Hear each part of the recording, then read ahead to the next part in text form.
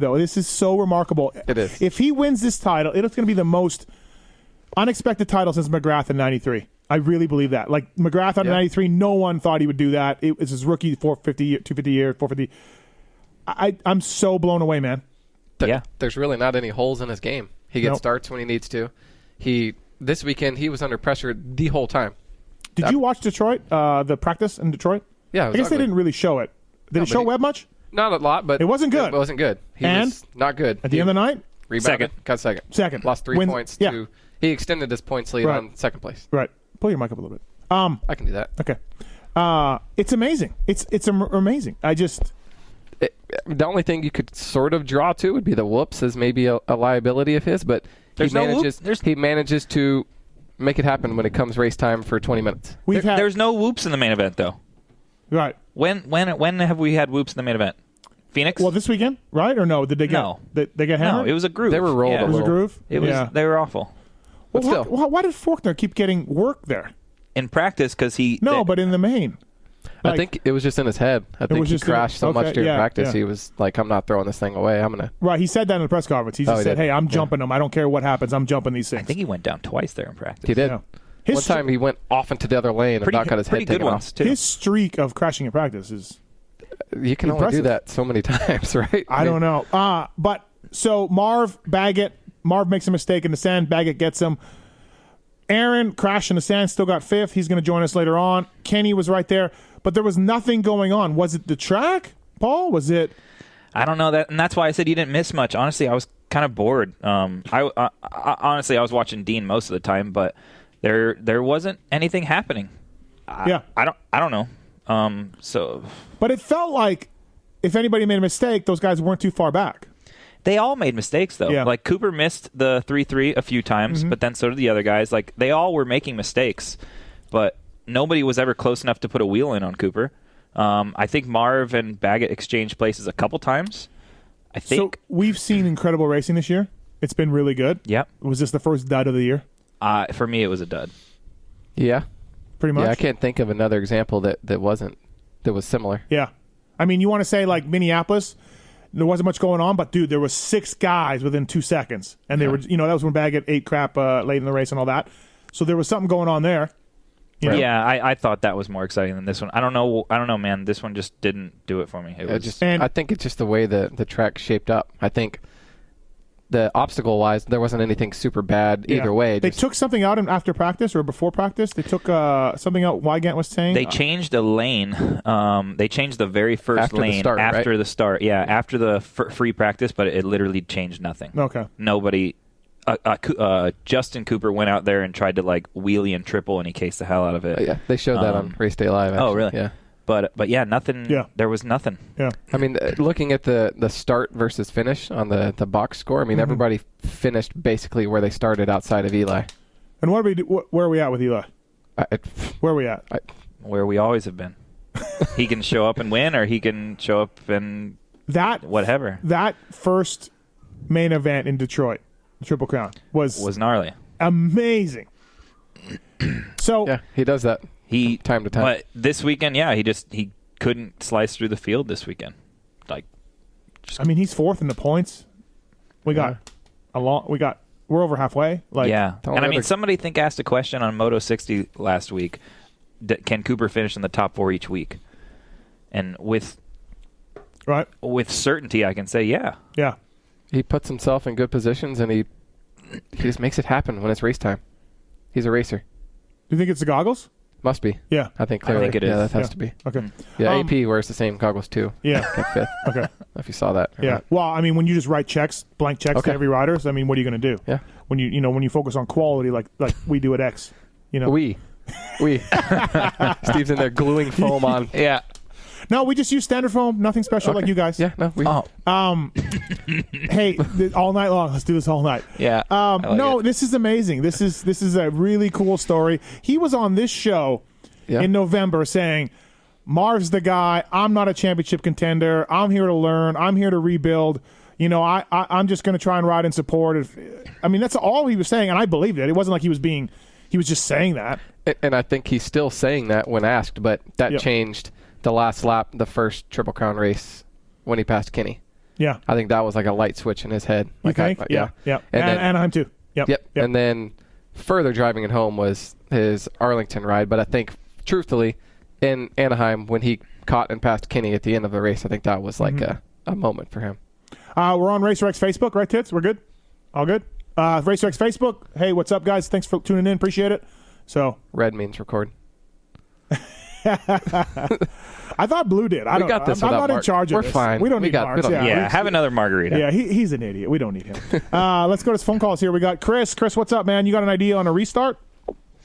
Hey, Steve. How you doing? Good. What's going on? This goes back to Glendale, and we had another one this weekend. You guys would all agree that how they restart these things is kind of county fairish? No, because I mean, you can't re-rack them when the red flag goes after a certain point. I think that's a huge disadvantage, and that's not cool.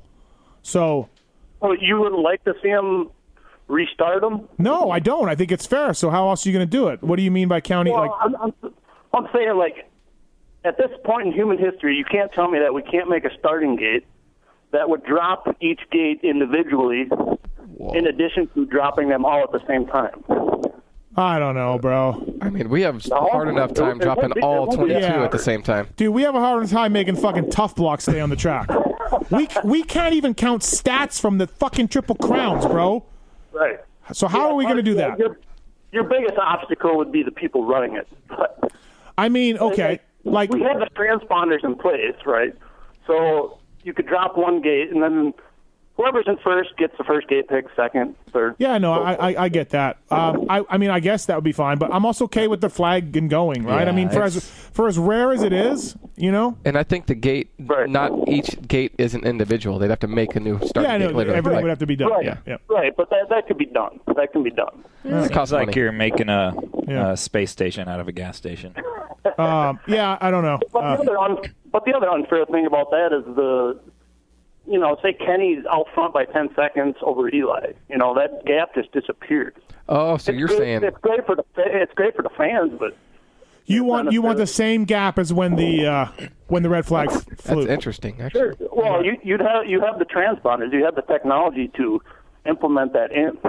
If you had you know what? It wouldn't be a bad idea, but good luck figuring that out, because right now I could probably roll a bike through tech inspection without a foot peg and get a sticker for the night. So, right. Thanks, man. Appreciate it. Thank you. Can I touch on the nets quick too? Yeah. Can you? Yeah. Please. Great idea, but they're missing out on another sponsorship opportunity there.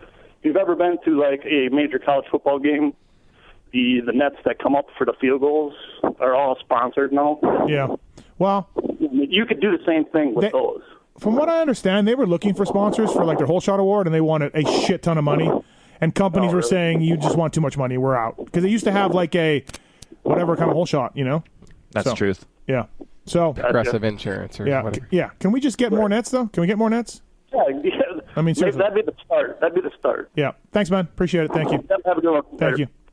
Joe, what's up? You want to talk about Justin Cooper or Guy Cooper?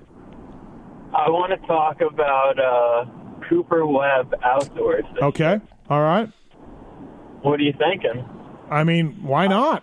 Why not keep it going? He's a national champion in 250s. Should be no reason with the bike and the confidence and the setup and everything that he can win outdoors, right? Either one of you disagree? No. I can't really disagree. I see nothing in Cooper's game right now that makes me think he's can't win. Yeah, it's not like you don't think Eli's going to be better outdoors than he is now? Well, he's going to do the same thing he always does, though. I would say like Jason Anderson, Supercross last year. He won a Supercross, but he's always been better at Supercross to me. So outdoors, I was like, yeah, he'll be good, but I can't see him winning a title and beating Roxon and Marv and Tomac last year. But Cooper's a national champion just like Roxon and like Tomac. So why not? All right. Sounds good, Joe. You agree with us. Craig, what's up, man? How are you? Craig, Hello?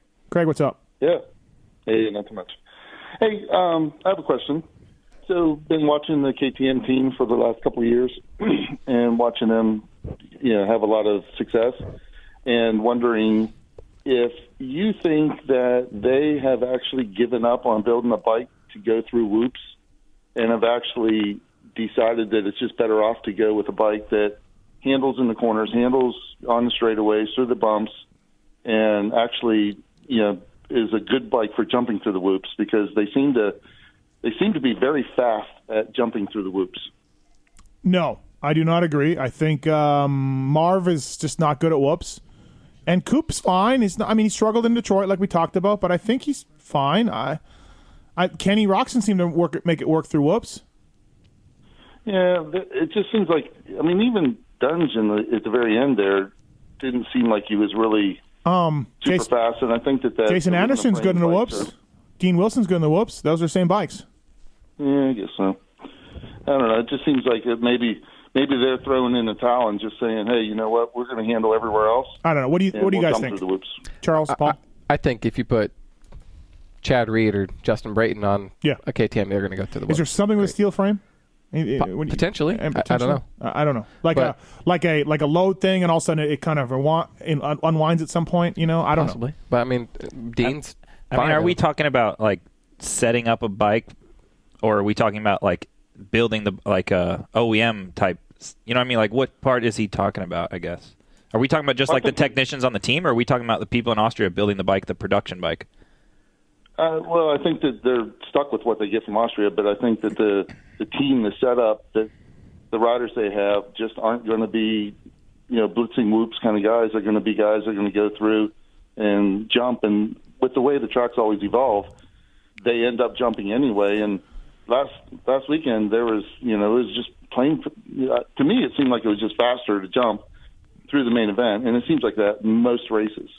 So why not set a bike up that still handles in the corners? I know, I get it. I just breaking bumps and everything. I look at Anderson or Wilson or Roczen when he rode KTM. They were great in the whoops. So there was do you guys remember San Diego, like 3 or 4 years ago, and Dunge, Dean was on KTM, I think. They couldn't, or maybe Dean was not on. No, Dean was killing the whoops. Never mind, on another brand. Dunge could not get through the whoops to save his life. And I heard there was a huge come to Jesus meeting that week, and they, like, what's going on? And he was almost dying in these San Diego whoops. But I think that was a setup thing, and they figured it out, but I think that was during a time that a certain person was at KTM and Husky, and they have a certain theory with how to set up the motorcycle. And that certain person is still in the pits from what I've heard, and he's just at a different brand. And I kind of see a similar thing. So every kind of engineer, whatever guy has his theories, and I think that was during one of those times when, the bike just wasn't working good in the whoops due to how they were setting it up. Yeah, look, you'll never get a bike to work amazing in the whoops and amazing in the turns, and all of that. It's the $1,000 or $1 million problem that they've never been able to solve. So Craig might be onto something with the fact that maybe Marv and Coop both know sort of their shortfalls and where they're good, and then they say, hey, I'm going to stop worrying about that section of the track. I want to maximize it here in the turns or in this particular section. I think that's a week-to-week thing on every brand, though. Right. They're not caring so much about the whoops. Right. So. I think that's a week-to-week on every brand. Like, hey, we're going to have to live with it here to get performance gains over here, So, thanks, Craig. Yeah, all right, thanks, man. Appreciate it. Bye.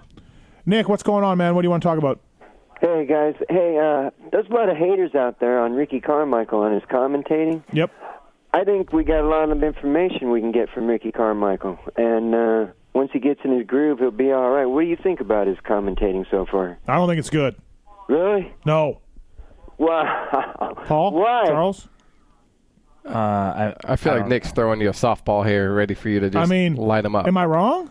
No, you're not wrong. I don't know.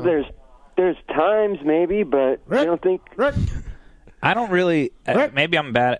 I rarely watch the race with sound. There's either my kids running around or I'm I don't listen to what they say. Right. So. What do you think he should? Where do you think he could get better at? What do you think he's doing that's not talking? Talking. As bad as that sounds, that's the truth. It's just the truth. Vocabulary. Vocabulary. The way you're running through. I honestly, and I've said this about Emig, and I like Fro. These guys, I don't think, do the homework. They need to go in the pits, go find Jacob Hayes, go find Lacurcio, go find Justin Bogle, go find these guys that you don't really know. Ricky knows Bogle, but that's just whatever. And go talk to these teams. That's all we do.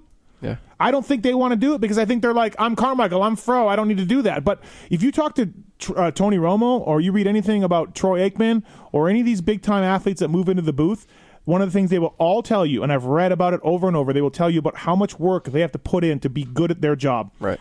And just because they have Super Bowl rings doesn't make them the greatest in the booth. You have to do the work to get the information to do it.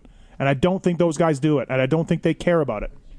You think it's been there, done that, I got this? Yeah, absolutely. I think it's part-time, or I'm not getting paid enough, or like I'm going to just show up and be who I am. And again, I've told Fro this. I'm just like, dude, like, just go around and talk to these guys. They'd love to talk to you. Jeff Emig walks up, and if you're some B team or a lower-level team and Fro walks up to be like, hey, man, where's it? Like, you'd love to give him all the information he can possibly handle, right? So, I don't know. I get it. I just, obviously I'm not a fan, but I think fair criticism of Ricky is that he hasn't been that good. I think that's fair. I really do. Will he get better? Will he learn? That's Hopefully. fair, but I'm hoping he'll get better and, Well, I would hope so, yeah. Thanks, man. Thanks for the call. Thank you. Appreciate it. Thanks. All right. We got the BTOsports.com tweet at tits segment later. X-Brown Goggle tear-off segment. That'll be We fun. have the Race Tech rant. Why are you mad? I'm not mad. I like Rich. that segment. What? I like that That's segment. probably my favorite. Which one? The X-Brown? Tear-offs. Yeah. Tear-offs. Yeah. Well, just don't go over 30 seconds and we'll be good. I'm going to time you, too. Go ahead. Well, no, bullshit, because you stay within 30 unless you get on some kind of tangent Yeah. and then rules are out the door. Yeah, well, my show. It's my show. So then beat it, all right?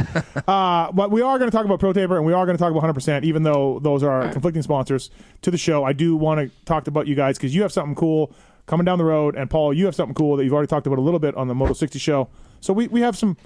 We have cool stuff. You guys are in town for the Cycle Gear show? Yes. Yep. Cycle Gear is a big retailer? Yeah, nationwide. I didn't realize they had that many stores. Yeah, how many, Chuck? 150? 140 or something like that? Yeah. Clayton Okay, says so more. Right. Clayton more? So Okay. they're doing a big show here in Vegas. Yep. All the reps are in, or the dealers, or the All people the that store work- managers. Store managers. Yep. Okay. And so you guys are in town and give them a little howdy do and everything else. So Exactly. so we're lucky to have you guys here for the show for sure. 100%. See it? 100%. Adam Cianciarulo coming up. Paul, you said this is the fourth time in a row? I think we must have some sick connection because I make plans with you to come to this well in advance of what happens on the weekend, obviously. And it seems Adam always wins or does something. And when he is a friend of the show, he's on, quite a bit. But I think this is maybe the fourth time that I'll be here and he'll be on. So okay. Aaron Plessinger coming up right away. Donnie Luce as well. Paul Parabinos, Charles Castellou. Jason Thomas will be on. Really? Yeah. You guys know him? I didn't think he was going to make it. He's very angry these days. I know. He's very, very angry. So it's amazing. I want to talk about Zacho and Dean. You had Zacho on your fantasy team? Uh-huh. Maybe we don't talk about Zacho with you. Maybe we just talk to Charles about that. No Sure. Paul. Dean Wilson. So start of the year, obviously, privateer out of the van. Andy Wilson as the crew chief. You as a mechanic. Put in some good results. Got picked up when Jason Anderson got hurt. Rockstar Husky. Don't freak out and take a swing at me here or jump across this table. Okay. This ought to be good. Results haven't been better. He's been doing good. Like his privateer was good. Like he was strong as a privateer. And I'm not saying he should be. There hasn't been an increase with the team product, which is funny that it's like that. But yeah. Yeah, Are you mad? Are you mad about that? Okay. No, I'm All right. not mad, but I mean, I can see some reasoning for it in the beginning just because the switch, when he switched over, you're switching a couple things on the bike. He also didn't get time to practice because of rain in California or because of travel or what have you. But yeah, I mean, I'm with you. I'd like to see better results too. He's on 52s now, the big forks, right? Yep. He's made some gearing changes. He's made some suspension changes. I think he's finally getting there with the bike to where he's comfortable. But yeah, I think it's time to get some results for sure because he's shown now the last 2 weekends that he's comfortable and he has plenty of speed. He's also getting good starts, but he needs to fix a couple things to get the results that he's capable of because he needs to be. He's better than these. Also, when sure. the fans sit back, like Charles sits back and is drinking beers and watching the races, and he's yelling, "You're on the same bike." It's not. It's different. Yeah. There's a little bit of adaptation to that bike. I think so. Yeah, like I said, the forks and the shock and some other things. Yep. But no outdoors ride for him though. This is a Supercross only, right? Right. Will he do outdoors as a privateer? he will do outdoors. Just don't know how yet. Oh, I can't wait to see Paul washing bikes between motos, pushing that thing. It's 95 degrees outside. Oh, it's going to be great. Nothing says love of the sport like outdoor mechanicking, outdoor MX mechanicking. Down there at 7 a.m. Outdoors are easy. So you think he's going to do it, though, for somebody? He'll race outdoors, yeah. Can we just get the Wilson to JGR thing done? Can we just get that hammered down? I mean, he's a perfect guy for that. They do need a guy. I think they need a sponsor, right? They need a guy. But they still need a guy for the team. Can we just do that? Chicken and the egg, I guess. Yeah. Sponsor first or rider Well, they don't first. have a sponsor now. They got riders. And Hill's probably making They're pretty doing good great. money. No, but I'm saying they're paying a rider good money. You're just saying let's send Hill to pasture, take that money. No. Oh, for next year. Yeah. I mean, Hill would have to have a dramatic turnaround to stay there, correct? Yeah. So right. We haven't seen it yet. Let's just do Dean for Chad, Dean. For 3/4 of Hill's money? Okay. Why can't we get all that money? You think you could? Fuck yeah, we could. Yeah, okay. We all could. Right. Are you going to get a percent of that, you think? No, he should get it all. Well, we got to pay the 22, too. He needs something. 22 doesn't get any money. Yeah. Same deal, right? Oh, same deal? Yeah. I don't think Chad's going for that. I want to talk about Chad later on, because I want to talk about going. JT's got a theory on Chad. We're going to run this by you guys. Okay. So, but before we do that, Vertex pistons. Charles, did you know that every 2-stroke KTM on Husqvarna comes stock with a Vertex piston in the engine? I did. Okay. Did you know that 65 years ago in northern Italy, there was the factory was founded?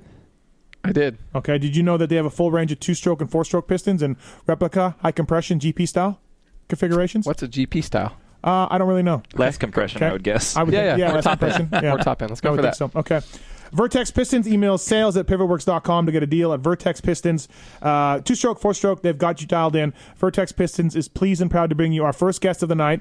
And what timing? I was going to have this guy on this Monday no matter what happened, and he happened to set his career best 450 Supercross finish. Aaron Plessinger, what's up, man? How are you? What is going on, boys? Thanks for having me on. Thanks for coming on. And more importantly, like a couple weeks ago, you're like, hey, man, I'll come on the show soon. And I'm like, yeah. How often does that happen? Yeah. Riders don't ever want to come on here, Aaron, so that's sweet. That's fantastic. I love being on here. Thanks, man. So, look, good race for you. You even fell down. You still got a 5th. You had to be stoked with Atlanta. Yeah, I was stoked with everything. I was stoked with how I was riding. I was stoked on my start finally. Mm-hmm. And if it wasn't for that sand, maybe got on the podium. Yeah, that would have been awesome, man. Coulda, shoulda, woulda. But right. I loved it. It was a fun race, and then keeping Eli at bay made me feel pretty good too. Mm-hmm. 702-586-7857 if you have a question for Aaron Plessinger about his season or about last year or anything in anything you want. He's on the line right now, brought to you by VertexPistons.com. So when I spoke to you at Dallas, you had said that you'd made some – was there Dallas, Bowers, and Barsha incident? Was that – because that's when I was over the truck. I think it was. Dallas. Yes. Yeah, okay, so that's when I was over there. So you had said you made some changes to your bike. Sounds like you took away a little bit of horsepower. You obviously made some chassis changes, and you were feeling like it was in a better direction. Still feel that way, and you credit some bike changes for your ride? Yeah, definitely. I mean, we're constantly trying to improve this thing, and I think we're really working in the right direction now. Especially this past weekend, I think before Dallas, we got it to where I could really just ride and not have to worry about anything, not have to worry about the whoops or worry about this corner, that corner, or anything. So it got me to where I could actually push hard for a full 20 minutes, and I think that helped a lot. And then this past weekend, we made some really good changes and found not a new start technique, but something that worked a little bit better for me on the starts. And I just kind of ran with it this weekend. We made a little shock change in the practice, but I think it definitely showed that I could push for a full 20 minutes. Do you think maybe your performance came because you were the only guy in the truck and everyone was dedicated to you, Aaron, and you were getting all the attention? Do you think that had something to do with it? Maybe. Yeah, I'm sure you're super demanding. You seem like the super demanding type of guy. So, it was interesting. AP, it's Charles. Yeah, it was fun. Hey, what's up, man? How's baby Jake first of all? Oh, he's doing awesome, man. Still smiling, pretty much at all times, unless he's hungry, and. Yeah, he's freaking growing quick. So, are you back east now? Yeah, I came back east after Dallas, actually. And then you're still training with Swanee, right? Has that role changed a bit with Cooper going to the Baker factory? Is your relationship or training relationship with Swanee different than it was last year? Not too much, When Coop left, I kind of pretty much took his place. But me and Swanee have been pretty close. I mean, like brothers pretty much since I started training with him, and we get along a lot, are really good, and I don't think anything really changed. But he's actually down here staying at my house right now. This week between Atlanta and Daytona, so nothing's changed too much. Got a new riding partner, and I think it's going good. He pushes me a lot. Barsha is your new riding partner? Yep.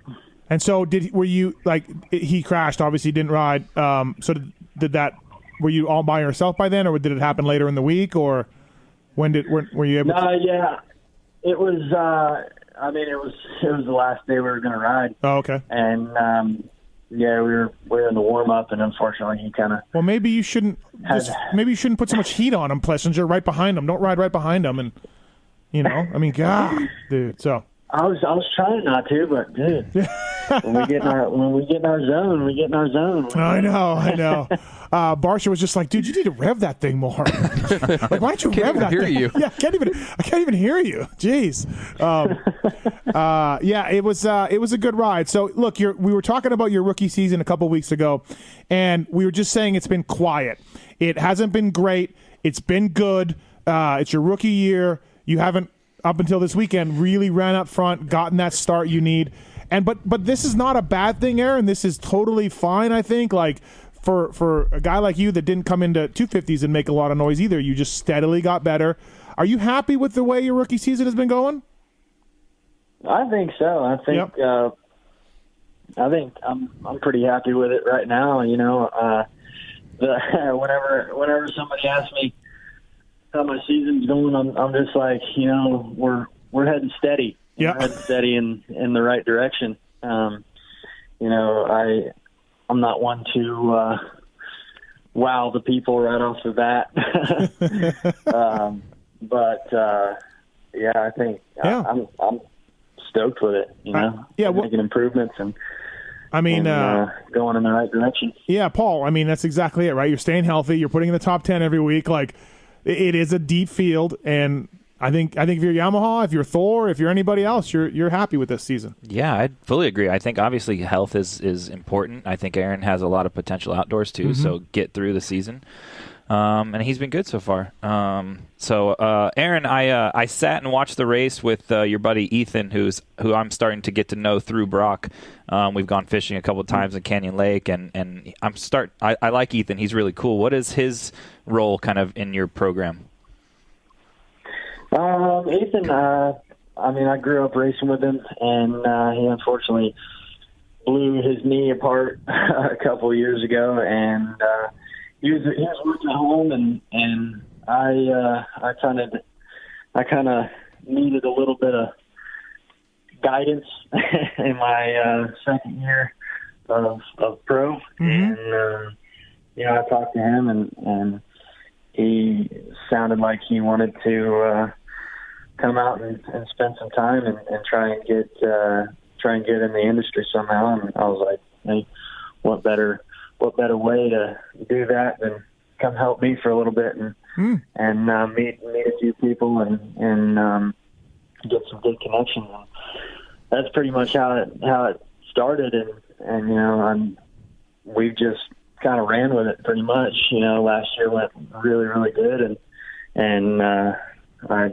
kind of just wanted to keep him on for another year, and yeah. Huh. He's helping me out quite a bit. He's cool. He's always positive. He's in a good mood. He's knowledgeable about sport, obviously. So it sounds like he's just a cool. I think it's always good for these guys to have somebody that they trust and is in their corner a little bit, and just somebody that can also talk to them not about racing. I think, or somebody can be like, "Hey, dude, listen, I don't think it's a good idea to get these hookers right now." Yeah, like we should go to bed. We should go to bed. Yeah. Like, dude, it's 2 a.m. We should go to bed. We'll do this tomorrow. Right. That's always good to have somebody like that. Absolutely.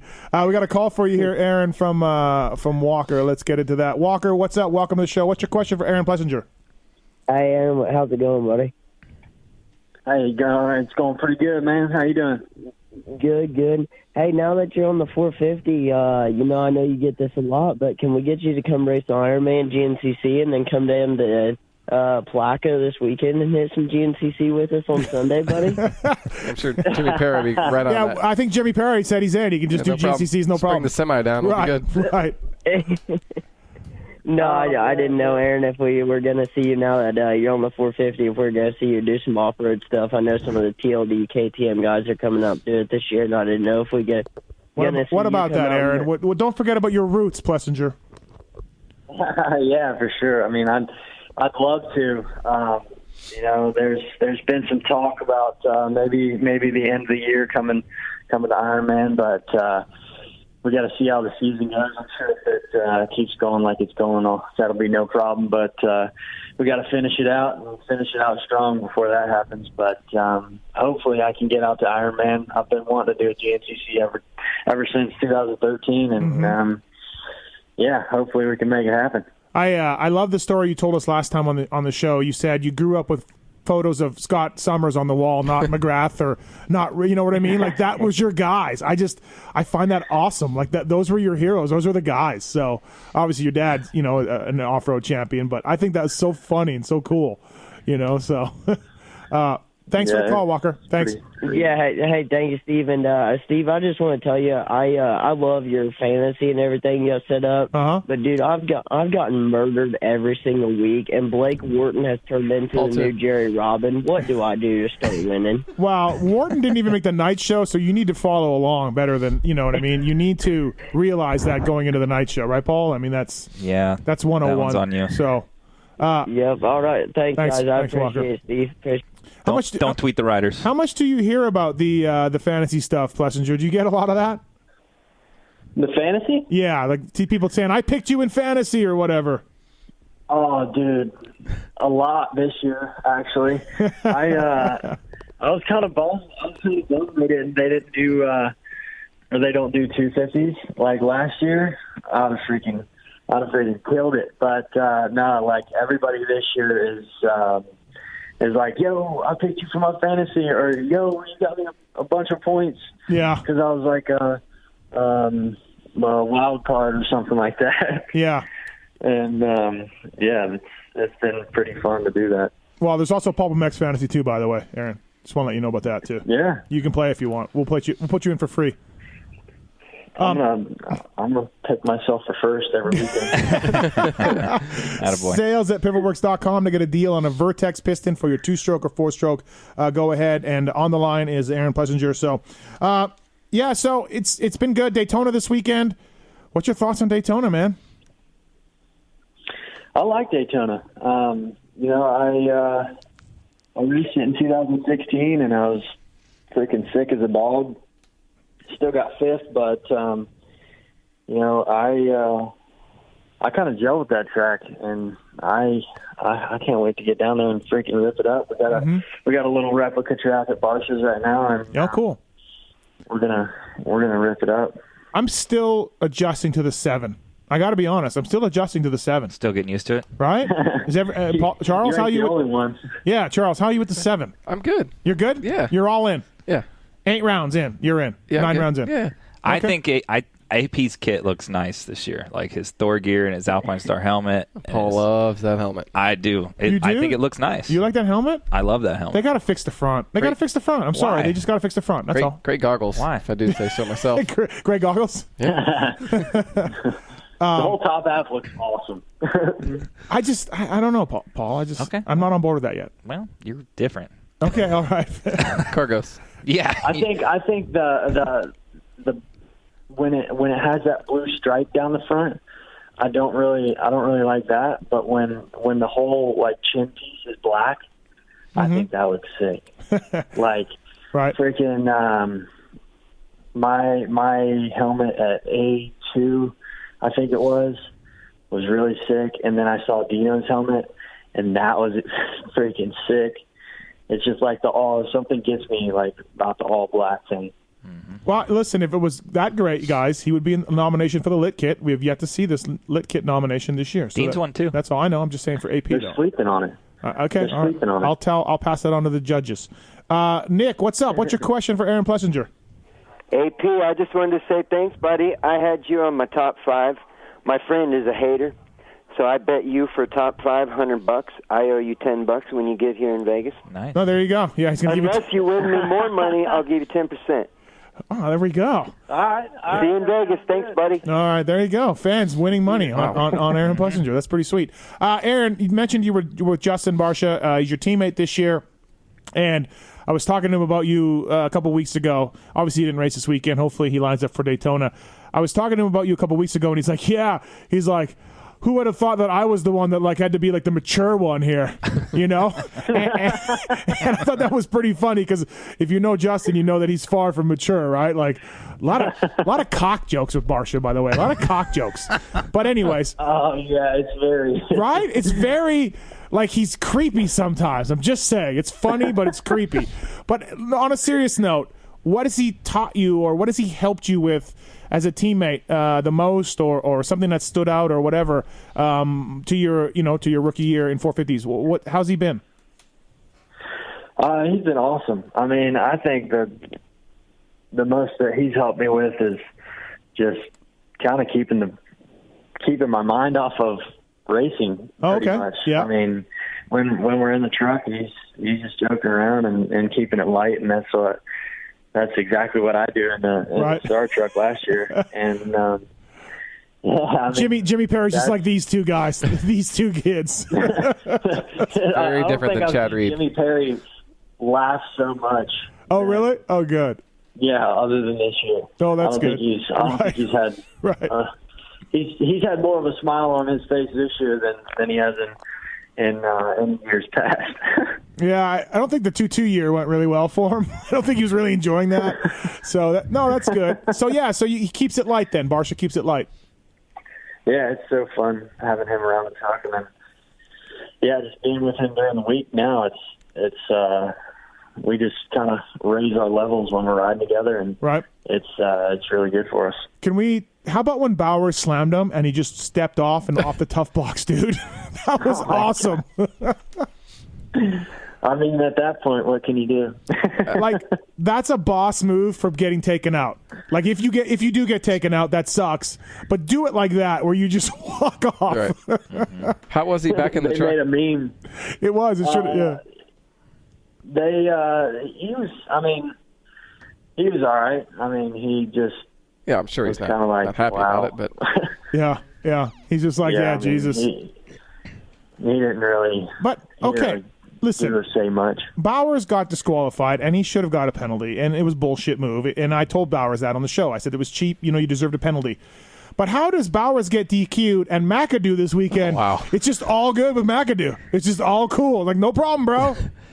Like, yeah, I don't know about that. I seen that, and that was pretty gnarly. Yes, it was. It would have been different if he was like, if his head was turned, looking like the way he wanted to go. Yeah. But, he literally was straight towards Peters' wheel. Yeah, so that's just cool, like, to do that. That was a Ramit bad move by Ramit. Anyways, I don't know. That's the stuff that just bugs the shit out of me. Let's go to Kevin here for AP. Kevin, what's up? What's your question for Aaron Plessinger?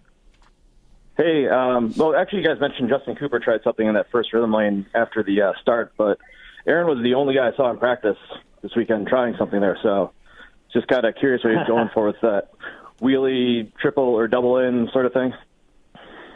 Yeah, I was trying to go for the wheelie triple in, but I went 2.5 about 7 times before I even made it over the land.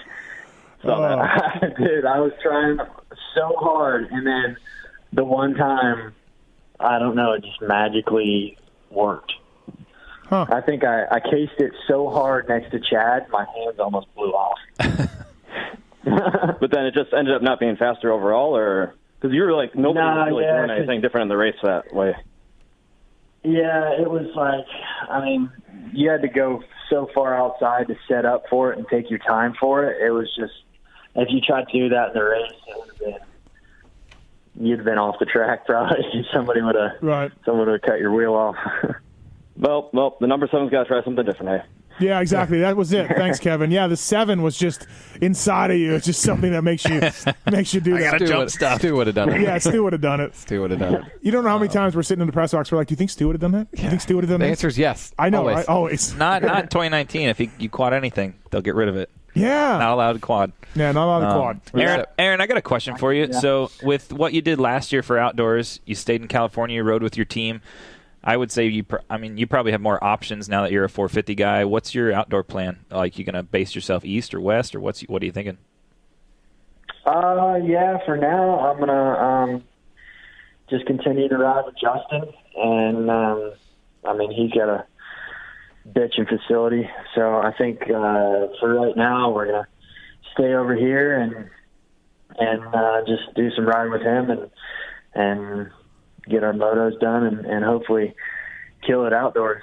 But, last year, it was good staying out west, but I think staying out west the whole year kind of burnt me out on the travel back on the West Coast a little bit. Last time you were on the show after you won the title or near the end of the year, I'm like, how are you doing this? This is nuts. And you said, it's just the program and it's what you're doing. And I was just like, wow, like that, riding a GH on Thursday.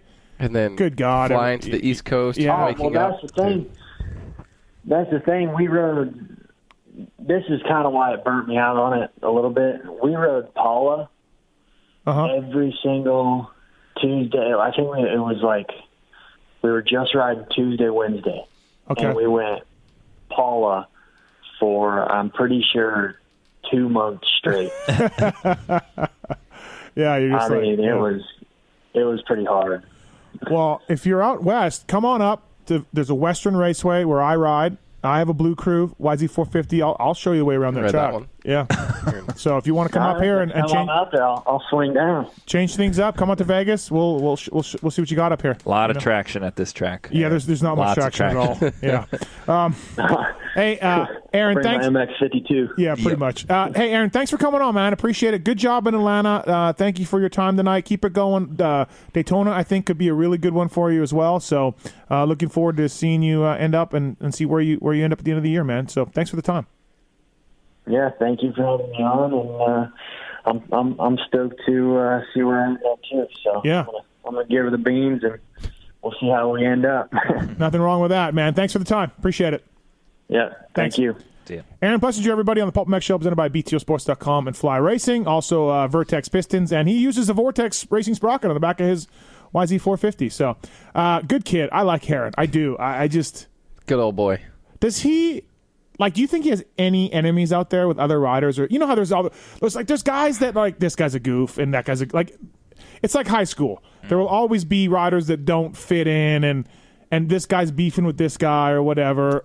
I feel like no one beefs with Aaron, right? Like, yeah, I don't know of anybody. And I don't think he cares either way. No, I don't think so either. That's the point of it. Yeah. Like, I think when he was winning last year, and there's always that little bit of, I don't like this guy that's winning, because everyone was like, yeah, cool, AP's cool.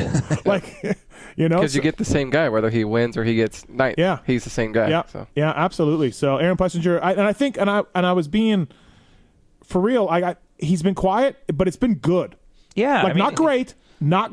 but good. Steady too, and again healthy, and I think a lot of people were happy for him last year because he's shown so much potential for a while, and he put it all together last year, and he was unbeatable. So I think obviously he'll learn a bit more, but if staying healthy, is the name of the game. Totally, and we also got to remember this wasn't in the plans the whole time, right? It wasn't. No, right? This was a late change mix-up deal.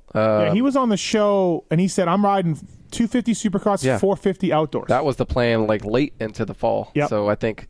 What do you think happened? That's a good point. That's a really good Monster. point. I heard it was Monster. I don't know. I can't comment, but he essentially just got thrown in. I know what happened, but you can't comment, or you can't comment. No, I can't. I don't know. You don't know. I don't know for sure. I don't want to speculate. Well, that's what we do on the show. Okay. Tits, how's everything going over there? Great. He's so far over there. I know, it's really He's far. like in the neighbor's house. Yeah. Hey, but before we go to commercial break, I got a text. Let's call this Jared Lesher guy. Can we call him?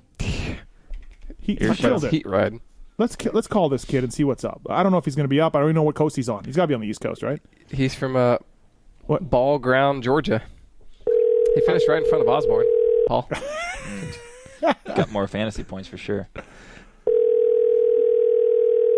This is the good goal call. Hello? Is this Jared? Cold.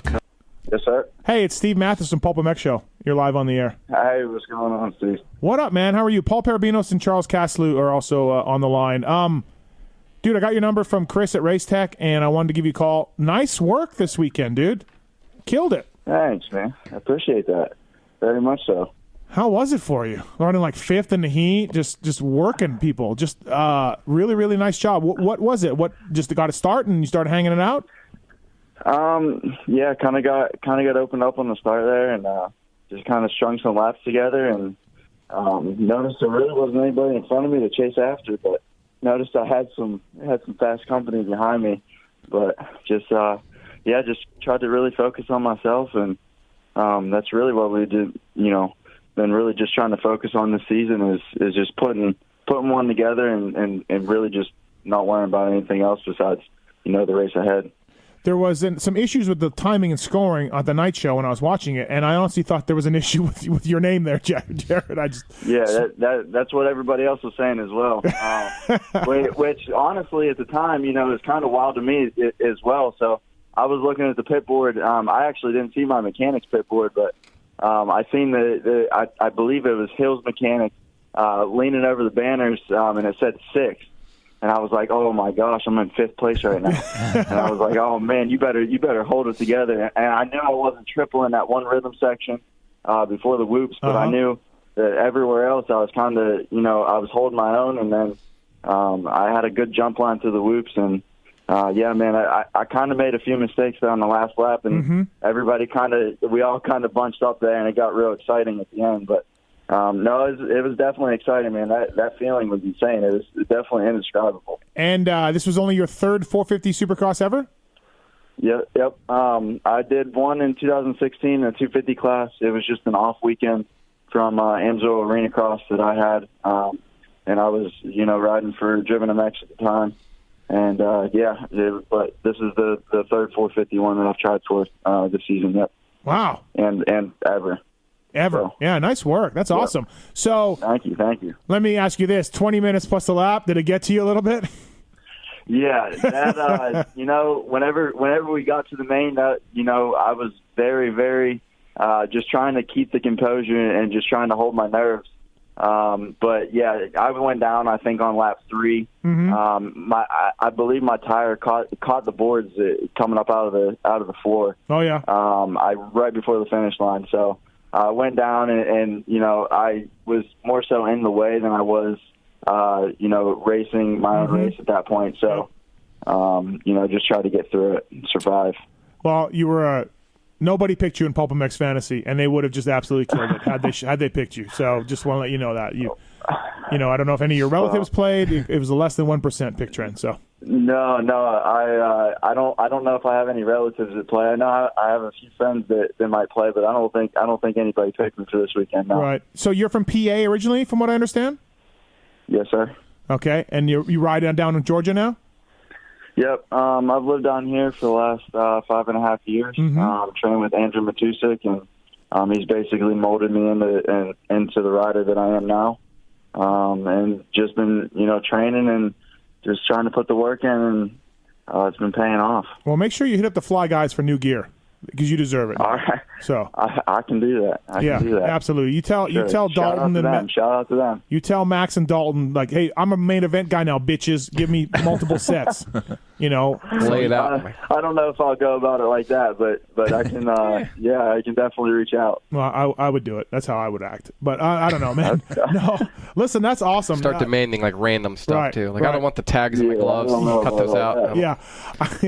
Like Porcel one time told FXR, like, you need to make me a whole new pant. They're like, what? Yeah, so like a 32 waist, but I really like the width of the 30 legs. Yeah, you can do that for me. Right. No, that's cool, man. You absolutely killed it. You deserve a lot of props. I had a lot of people on my Twitter feed asking who you were, and I mean now. So Jared, now you got Daytona this weekend. Got to keep it up, man. Yes, sir. Yeah. Yep. Yeah, we gotta try to back it up. So we came into the season and kind of just tried to maintain, and now I kind of feel like I need to be another step ahead of where I'm at now. So to get to that next level and continue to stay there. So, man, it's exciting. It's it's kind of one of those things where we're just going to continue to build on it and learn each weekend and just try to get better. Your phone was blowing up, I would bet, huh? After you got back to your heat race. After Saturday, I don't think the phone has stopped. Honestly, I had to shut the notifications off there for a while just to get a few workouts, and that thing was buzzing off the hook. Nice. That's awesome. That's just, it is, man. It's all been positive feedback. I appreciate everybody that has reached out. I've tried to get back to as many people as I could, but it's been very, very cool and relieving at the same time. Oh, that's awesome. Who do you want to thank before we let you go? Definitely the Cherokee Guns, Fly Racing, obviously, Henson, all the guys at Works Connection, Free Time Hobbies. I got a lot of local shops that are helping me out. Oh, cool. Back in Georgia as well. Friends, family as well. So that's cool. No Toil, EVS, Moto Inc., Scott Goggles, Backyard Designs for the graphics, making me look good every weekend. Oh, wait, we got to get Knowles to build you some goggles now. Knowles? Johnny Knowles? Yeah, man, no, he's been solid. He's been helping me out, man. He's been killing it. Wait, does he build them for you or just give you goggles? Does he build them for you?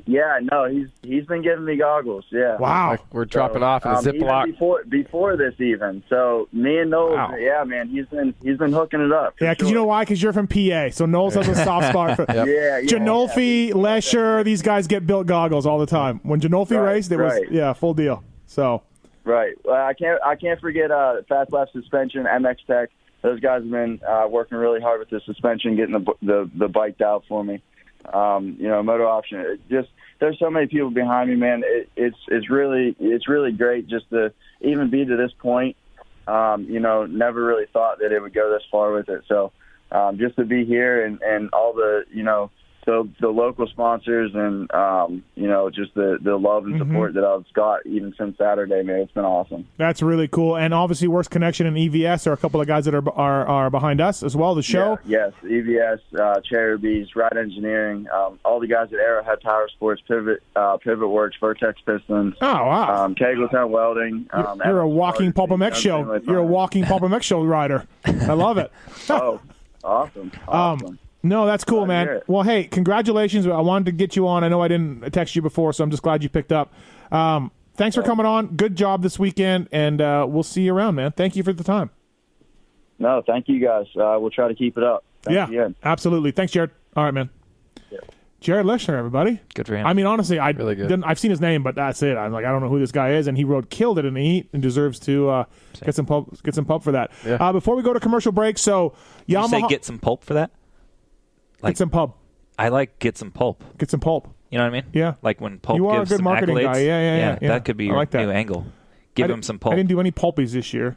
Yeah, but now you just got to spread some pulp. What are you laughing at? I liked that. I thought it was funny. Oh, okay. Give him some pulp. Yeah, give him some pulp. Yeah. Creeping me out in the corner. Hey, so Yamaha Privateer Challenge. We do that every week. We keep track of the guys that Paul's favorite guys, the guys that do not make the main events, and we get points from 5th on back in the LCQ. And we got the bike in the studio. That's the bike we're giving away. Let's start it so people know. Great radio. No, not in the house. You're killing me. Thanks to Works Connection and Race Tech and Vortex and FXR stepped up and Works Connection. Did I say that? Works Connection stand there. Yeah, nice. A lot of guys are stepping up and helping us out with product for that bike as well. So $20 for a raffle ticket on PulpMX.com. And it's up to $19,000 for privateers. Right now, guess who's in the lead, Charles? Number 97. Yep. Adam Enticknap has not made a main event this year. He has 126 points. Do you think he's happy about that? He's been asking me a lot about this money lately. Season focus has switched. I think. What kind of lead do I have? He's kind of saying, like, what's the percent? What are we looking at? But Enticknap leads 126. Guess who's in second? I don't know. Tyler Enticknap. Oh, wow. Third, Daniel Hairline. AJ Catanzaro fourth. So we're keeping track of these points. Yeah, Cat's making mains now. Yep. So Adam's slow down, Cat. Adam's going to be like, hey, bro, like I'm going to start putting it in the main so you can win this thing. So just give me a cut because I'm going to let you have it. Yeah, it'll be team tactics. Right. I think he's trying to put it in the main every week. I could be wrong. 100% of the money goes to 3 privateers, everybody. So go to PulpMX.com. We're giving away a Yamaha YZ450. Thanks to those guys for doing that. I'd put $20 in, but I feel like if you drew my name, you're going to go redraw because it looks rigged. Well, so no, I might as well not even put my money in. I've had my friends ask me, and I'm like, I don't think. Tits, did you ask me? I asked him that too, but when it comes to any sort of a raffle, there's always going to be that whole thing of what happens if my name is John. I'm going to give you 20 anyway. Okay. I'm going to give you 20. All right, I got it upstairs. All right. So, I'll put 20 on blackjack. If I win, I'll give you 20. If I don't, well. I had a baller move at the casino after the Seeger concert. I put 100 on black, won, took my money, walked away. Fantastic. That's cool. That's the move. I never have the balls to do that. Move. We're going to do that tonight. So $20, PulpMX.com. Go to the Yamaha raffle, and it's over 19 grand already, and we have a surprise donor of $1,000. Okay, so we're going to bump that over 20 grand coming this week. You'll see, everybody. Wow. Somebody's going to give us $1,000 for privateers. Adam Enticknap is leading right now, and I am shocked to say that. But thanks to the folks at Yamaha. Thanks for everybody for getting on board. If you bought a raffle ticket, we are going to do the drawing after Vegas Supercross. Yes, Paul. When this is over, and whoever gets this money, can we do some math as to see like how many mains or what he would have to have made to, Oh, I see. Yeah. You know what I mean? Yeah. Like, say he makes 25 grand from this deal. Yeah. What would he have to done in the season to make 25 grand? Results-wise. 25 grand more, because you got to remember he's getting 5th or whatever in the LCQ, which still makes money. Yeah, right. Like we're gonna split. We have to split the difference. Yeah, you got to split the difference. 5th is 1,600 or something. That's strong. I think it's 1,500. Wow. So like 5th. Man, getting 5ths and LCQs with this deal going on. With this deal, it's pretty solid. Yeah, absolutely. All right, going to commercial break here. Charles Caslew, Paul Parabinos. I'm Steve Mathis. We'll be right back after this. And Adam Cianciarulo, Donnie Luce, all coming up. Jason Thomas, Trevor Reese, and more. Thanks for sticking around. Be right back. All of us have one thing in common. When it comes to... Welcome back, everybody. PulpMX Show presented by BTOsports.com. And the years roll slowly back. Bob Seeger, everybody. Fantastic. Paul Parabinos, Charles Caslew. Charles, you've heard of this song. I have heard. You don't know who song. Seeger is, but you know this song. I've heard of Seeger, but I if you gave me $1 million and said who sings this, no chance. What about Hollywood Nights? What about Like a Rock? Like the Chevy commercial? Yes, that's Bob Seeger. Yeah, I don't know more than it being a Chevy commercial. Paul? I don't know. I'm just not good at music like artist and song. We're the same. Clearly. We're the same. We're the same. Paul's that way too. I'll listen to things. I'm like, that's great, that's nice, but I'll never know who sings it, why, when it came out. I can sing things, but I know the words. Can't tell you who does it or the name of the song. My brain, there's only so much space in my brain. I got to reserve it for key things. Tony Leslie has a comment. Yeah, that's what he says of that. So. Wow. Can we take a second to just acknowledge how far you and Tony have come in your relationship? Here's the thing, Where's Charles. the contract? It's over there. Charles. Yes. Charles. Okay, I'm with you. Whether it's Hanny, whether it's Tony Alessi, oh boy. Okay. Whether it's Barsha hated me. Yeah. He used to tell everybody that he wanted to light me on fire. One time I saw him and he just gave me a middle finger like this. And they all come around. They all come around. Because you know why? Because I'm not a dick. Like I'm just like things that I criticize these people for that they lose their minds on. Years later they go, that was dumb. That was dumb. Like, I mean, so why are we so scared to like acknowledge, stuff in this industry? Like it freaks me out. But I do have some friends in the NASCAR world and they tell me it's the same thing. Yeah, I assume all sports are. There's chicks, there's parents, there's sponsors. You know what I mean? There's all that stuff going on. So it's not. I don't think it's new to motocross or supercross. Any competition, there's so much ego involved, and right, it's just going to happen. Right, I think it's not just our sport. No, absolutely. So Adam Cianciarulo is still coming up here on the show. PulpMX represented by BTOsports.com and Fly Racing. We've got lots more to talk about when it comes to Atlanta. I want to talk about Michael Alessi, speaking of which, coming back. Talk about Chad Reed and JGR coming back. AC and Faulkner. Faulkner lost. He got caught and passed. Mm-hmm. That was amazing. So lots to get to. But first, before we get to that, I spoke about the Yamaha YZ450 that we are doing the raffle for the privateers and how much money that is up to. Thanks to the folks at Yamaha for donating a YZ450 for that. That's awesome. I've been very happy with my bike as well. And heading up the Yamaha Blue Crew program, amateur program as well, working with the dealers for the ride days and things like that. Yamaha USA's Donnie Luce. Donnie, what's up, man? How are you? Not much. How you guys doing today? I'm good. Thanks for coming on. Appreciate it. Yeah, I'm glad for the invite. Yeah, it's absolutely. Well, big things are happening at Yamaha. You guys are doing a great job. You came up with Blue Crew a few years ago, and it feels like, and of course, the 250 is the bike to have in the small class. The 450 won 4 out of 6 shootouts, I believe. So, Donnie, things are trending up when it comes to Yamaha.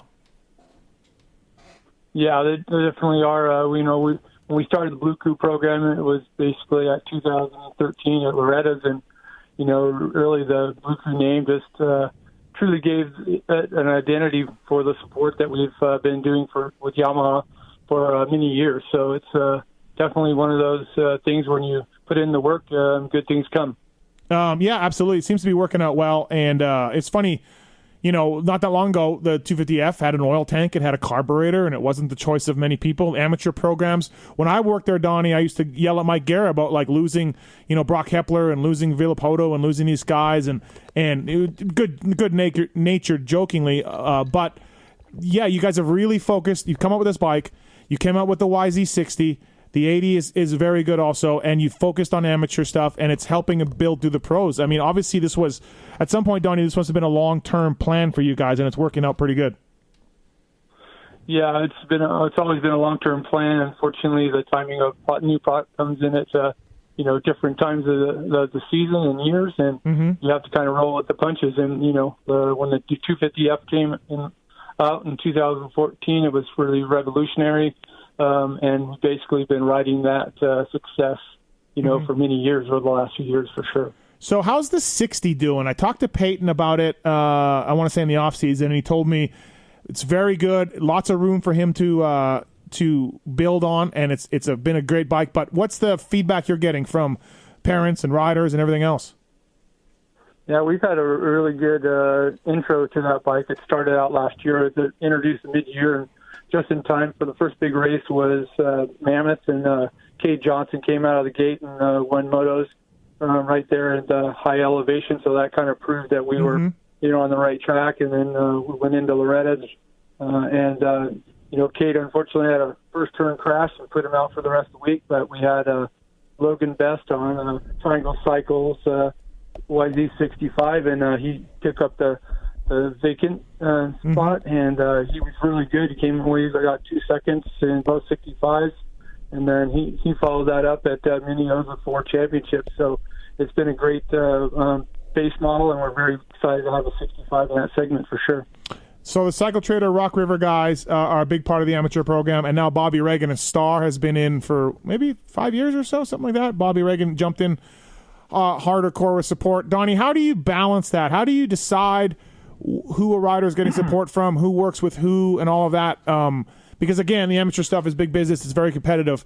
So how do you work with Cycle Trader and Star? We have a unique relationship with both of those two organizations. With with Mike Duclos over at Rock River and Ed Torrance, who head up that section of the program, as well as with Bobby and Will Hahn. So, between all of us, we kind of pool our resources together, and we pick the cream of the crop, and we kind of base our level of support on the riders' potential, and we've seen some major success because of the partnership with those two organizations and the people and the riders that we've chosen over the last few years, for sure. Mm-hmm. So do you say, is there, hey, you live here, you're Bobby Reagan likes you, so Star's going to support this kid, and hey, Cycle Trader, Rock River, you're going to go with this guy? Like, how does that work, or is it up to you guys? Is it up to them, or how does that work? It's group discussions that we have on each of those riders. We do have 4 regional dealers that we work with throughout the U.S., and we do try to promote from within. So we really try to get riders involved in our program through those 4 dealers first. Okay. And then as they get involved in that program, we see where they're progressing, and then we try to incorporate them in our long-term plans because, as you're aware, when you get to the pros, you got to have a plan for those riders, and you got to time it just right and make sure it all falls towards plan. Wow. Jeremy Martin, Cooper Webb, Aaron Plessinger, have all done pretty well for Yamaha, and that sort of gold rush of kids, right? Yeah, we've definitely had a solid last 5 to 7 years, and we have Bradley Taft was also in there, and Brandon Hartrath, and Justin Cooper. So overall, we've been very solid, and it's a direct relationship to the partnerships we have with those 2 organizations and our dealers. I like Cooper, Donnie, because I think, didn't he go to school, right? He graduated. He went to school all the way. I like that kid. I like Justin Cooper. Yeah, he definitely went against the norm, and he kind of proved that there is still success to be accomplished the old school way. And he was just a real focused individual, and he always came to the races ready to go, and he knew he had a job, and he's basically an excellent role model for a lot of the Blue Crew riders that are involved in the program moving forward. Charles, so the Daytona Supercross Amateur, that's the kickoff for this thing, Charles, for you guys? Yeah, it's one of the first of the majors. And then Freestone coming up is after that? Okay. And then Mammoth after that. So is that working out, Donnie, that, I don't know, this happened a couple years ago, but they decided, hey, there's going to be 5 of these things that everybody supports, that all the amateurs have to go to. Is that more or less than you'd like to see, Donnie? Is it working out okay for families and amateurs to have this sort of set program of races that they basically all count and all the scouts are there and all the sponsors go to? I believe it is. Yep. There's between the regions, I think between East and West is really how I would break it up more. And we do see a good penetration, for, say, a Texas round where you see a good mix between the East and the West to come out and compete against each other. When we do a West Coast round, either it could be a Mammoth or a Cal Classic, usually we'll see an emphasis on more of the West Coast riders. And then for East Coast, you do see a good concentration of from the East, but also some of the top guys will come over. So overall, I think it gives each of the families a good resource to go test their talents and see where they're at, and before they really commit to going in there, because a lot of these families, I think they, when they get into it, they don't realize, how big a deal it is, and and it is just a 1-year deal. Most of them are in this for 5 to 7 years, and that's a huge investment and commitment, both time before and after the races. Paul, Matt LeBlanc, maybe the Yamaha's fastest kid right now? I think Jared Fry, actually. Jared Fry? Yeah, I've been a big Jared Fry fan for a while, and he's newly on the Star team on a Yamaha, and he hasn't really had good support his whole career. I've sponsored him for a while, and I think he has a lot of potential. Is he just saying that, Charles, because he sponsors him and he doesn't want to say Matt LeBlanc, or is he actually, does Paul really think? No, Charles? I think there's some legit here. Watch, Donnie. What Horizon Award winner coming? Paul, you've been really privately when you tell me to keep an eye on a kid. I have to be up to date with this stuff just with my job, and I have to know what's going on. And on the flip side, you've told me, hey, I don't think this kid's going to do that well. Some pros now, and they haven't. Right. Yeah. You know what I mean? So speaking of that, where are we at on? Maybe you can't comment yet on this, Donnie, but where are we at with Masterpool and his pro debut? I believe right now he's still slated to make an outdoor national debut, is what our plan is. But as far as our program, will still have a very high caliber kid in Carter Halpin in the A class that everybody's kind of forgot about. But I think he was injured last year, and we lost out on seeing his true potential. But word on the street is he's looking really good. So between helping, we have in the A class, we have Jared Fry in the B class, which Paul mentioned, and Matt LeBlanc, which is long history in the sport already, and he'll be moving up to the big bikes, and he'll be gaining momentum in the Schoolboy 2 in the B. And then also we have Levi Kitchens, rider out of the Northwest, that's racing the 125s and Schoolboy 1 and the 125 class. So, and then Kate Johnson, of course, on the 65. Yep. And doing a little bit of 85. So overall, I think we have a pretty solid program. Are any of them signed to like 10-year deals, Donnie? Please tell me no. Please tell me no. No 10-year deals. Okay, fantastic. It really bugs me a little bit, Donnie, on some of these amateur stuff and where it's going. I mean, I'm sure you're not a listener to the show, but I've ranted a few times about, I understand that you want to support these kids, and you have to match what other companies are doing. Otherwise, you'll lose these kids, and you won't have the Jeremy Martins and Cooper Webbs and, these terrific kids. So I understand everybody's forcing each other to do these things. But sometimes, Donnie, I hear this stuff, and I just shake my head. I'll be honest. I'm just like, holy smokes. These amateur racing and the contracts and everything else are, a little out of hand. Now, obviously, you work for Yamaha and you've done a good job. But what's your thoughts on the sort of the amateur system?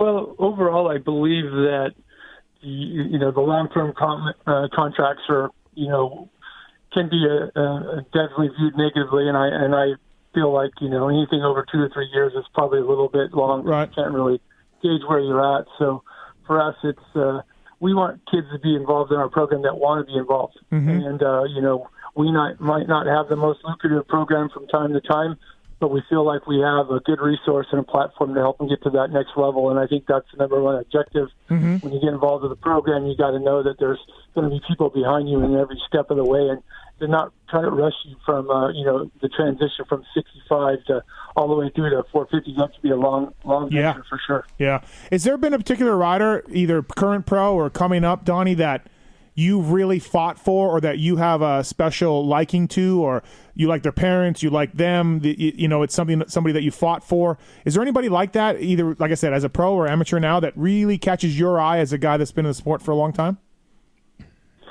Right now, I think we have some great people involved in our program now, and to isolate just one, I don't think I could really do that fairly, because each one of them I've enjoyed watching them progress, and it's always good to see them celebrating on the podium. So to pull one guy out, I would say I have a hard time doing that, but there is a few riders out there that I do watch a little bit closer than others. Right.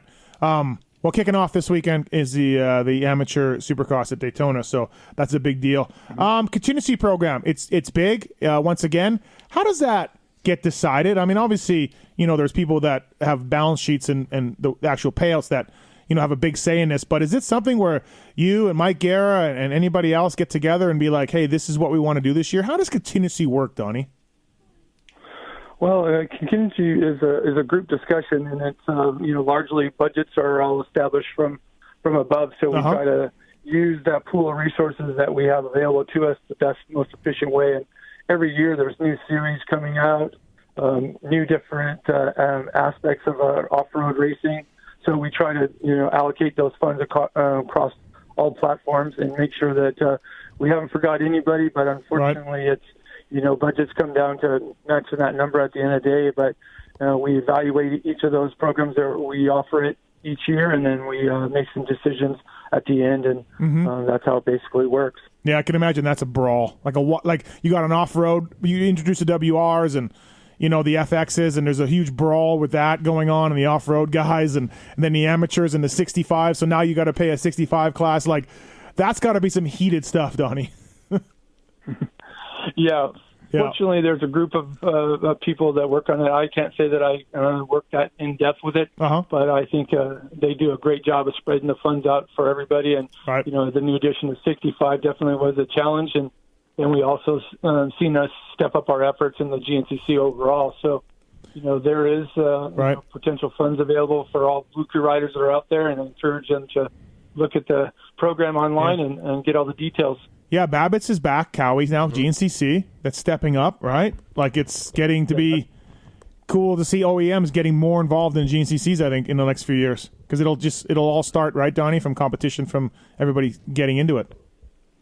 Yeah, I think, we've had a great base of competition there, and, they were gone for, Kawasaki wasn't there for several years, but we're glad to see him back in there, and, I know it'll make it frontline that much more crowded, and we're looking forward to doing some battle with them.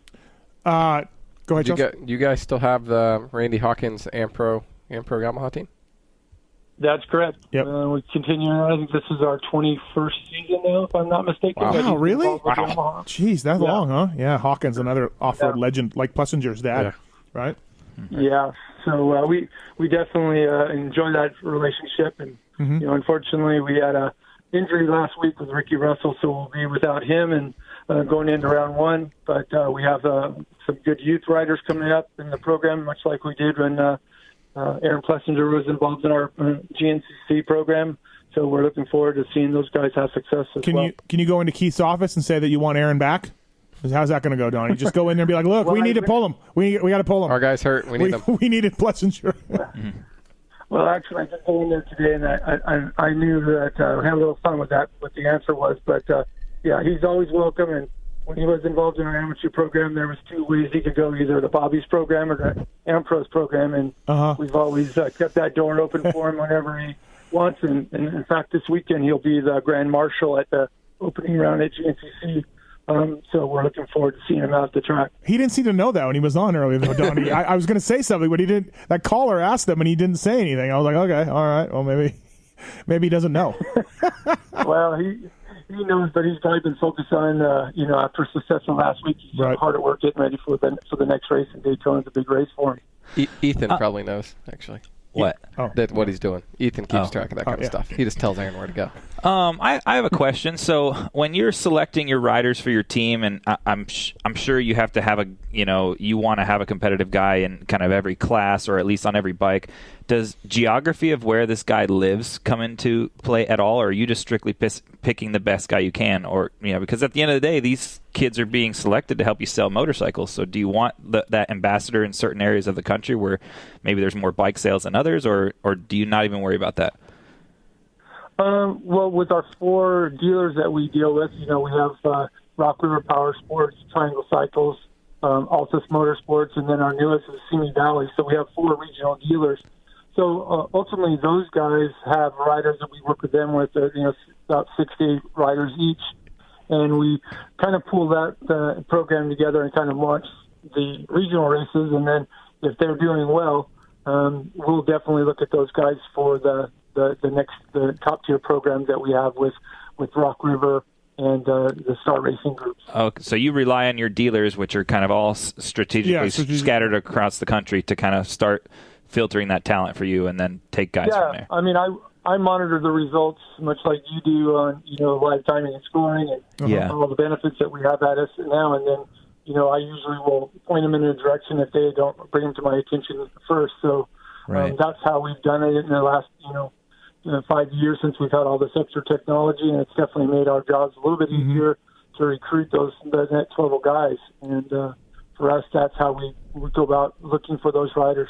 Well, it's good too, because then you're also you're also sending business to your dealerships. Yeah, true. Yep. Yeah, we value that relationship immensely, and largely the success that we've seen across all platforms is really in amateur motocross has been based on those relationships that we've had with those 4 key trackside sport dealers, and we're looking forward to seeing Simi Valley, start their trend in this new season with them.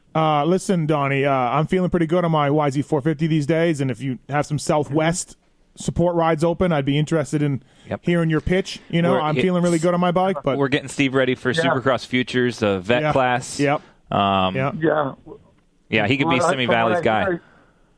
Yeah, from what I hear, he's been killing it on the bicycle too. So it sounds like you got a dual threat there. Yeah, thank you very much. I have been, as I sit here with cactus needles all over my leg.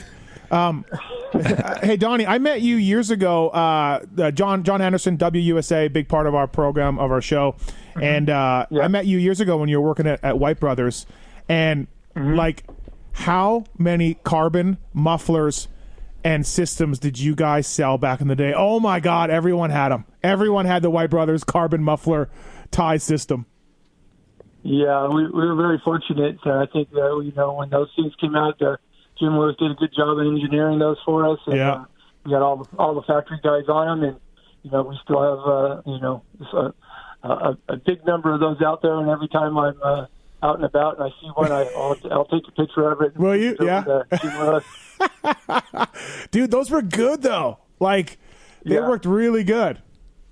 Yeah. It was definitely a lot of hard work in there, a lot of testing. Yeah. It was fun to be a part of that group. We had a very passionate group over at White Brothers, and John was one of the players that were there as long as I was. I think between him and I, we were the two longest term employees. And, were you really? And, I think I had 18 years in without a break, and I think he had just about the same. So, we were fortunate to work with Tom White, and we've had in my career I've had a lot of great mentors between Harry Clem before Tom, and then Mike Guerra, and then Keith McCarty.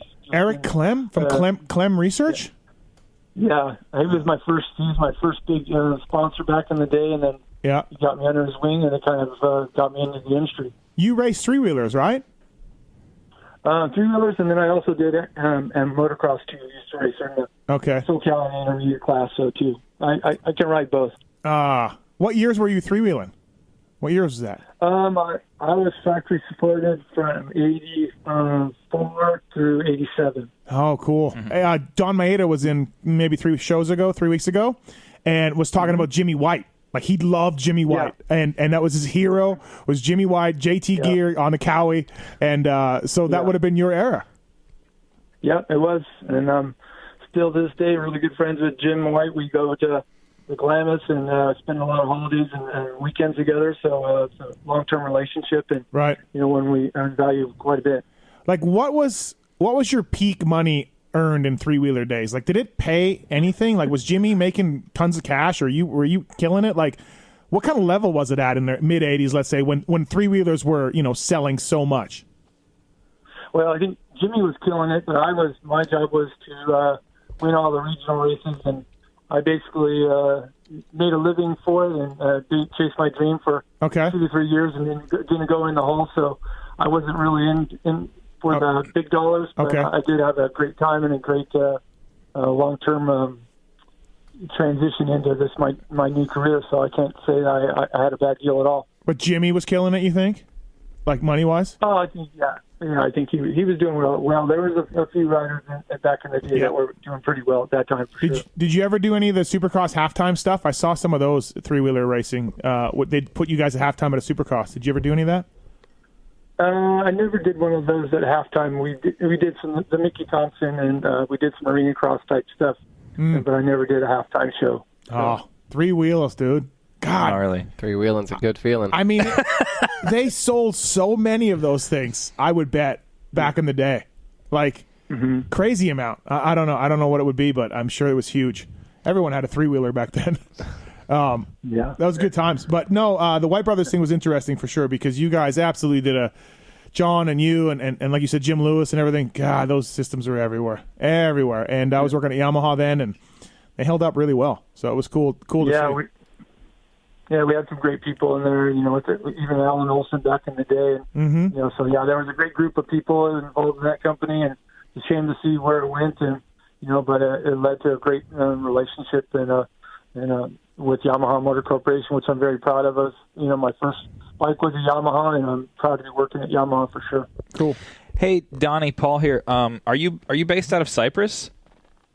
Yes. Mm-hmm. Or is there any changes to the location of where your department will be based? With all this Georgia talk that we've all heard. At this time, both racing and testing will remain here in Cyprus. So, cool. Unfortunately, I wasn't affected by those changes, and as of right now, it looks like we're still going to be based out of California, because I think the weather and everything is here is just ideal for us and overall. Cool. Yeah, that's although some people like Derek Brooks from Yamaha went to Georgia, loves it. Thought it was fine. He was looking forward to it. Him and his family moved, so. I heard they're getting out of that building in Cyprus and moving somewhere else. Yeah, I don't know. I don't know if that's correct. Well, hey, Donnie, thanks for coming on. Thanks for joining us. Appreciate it. Love getting the update on the 65 and the contingency and amateur stuff and everything else. And like Paul said, there's some promising riders coming, and you guys have done a good job so far to mine the depths for some real stars of the sport, including, I mean, look, Cooper's killing it right now on another brand, but he won a lot of championships and a lot of race wins for Yamaha, and he's among Jeremy Martin and all these other guys. So nice job. Thanks for coming on tonight. Well, we appreciate it, and like I said, we truly just want all those Yamaha families to feel like they're part of the Yamaha family, and we'll basically keep working on it, and hopefully have some future champions for you to talk about in the future. Yeah, I think we will, and the addition of the 65 just kind of rounds out the package, right? I mean, you can take these kids all the way, right through.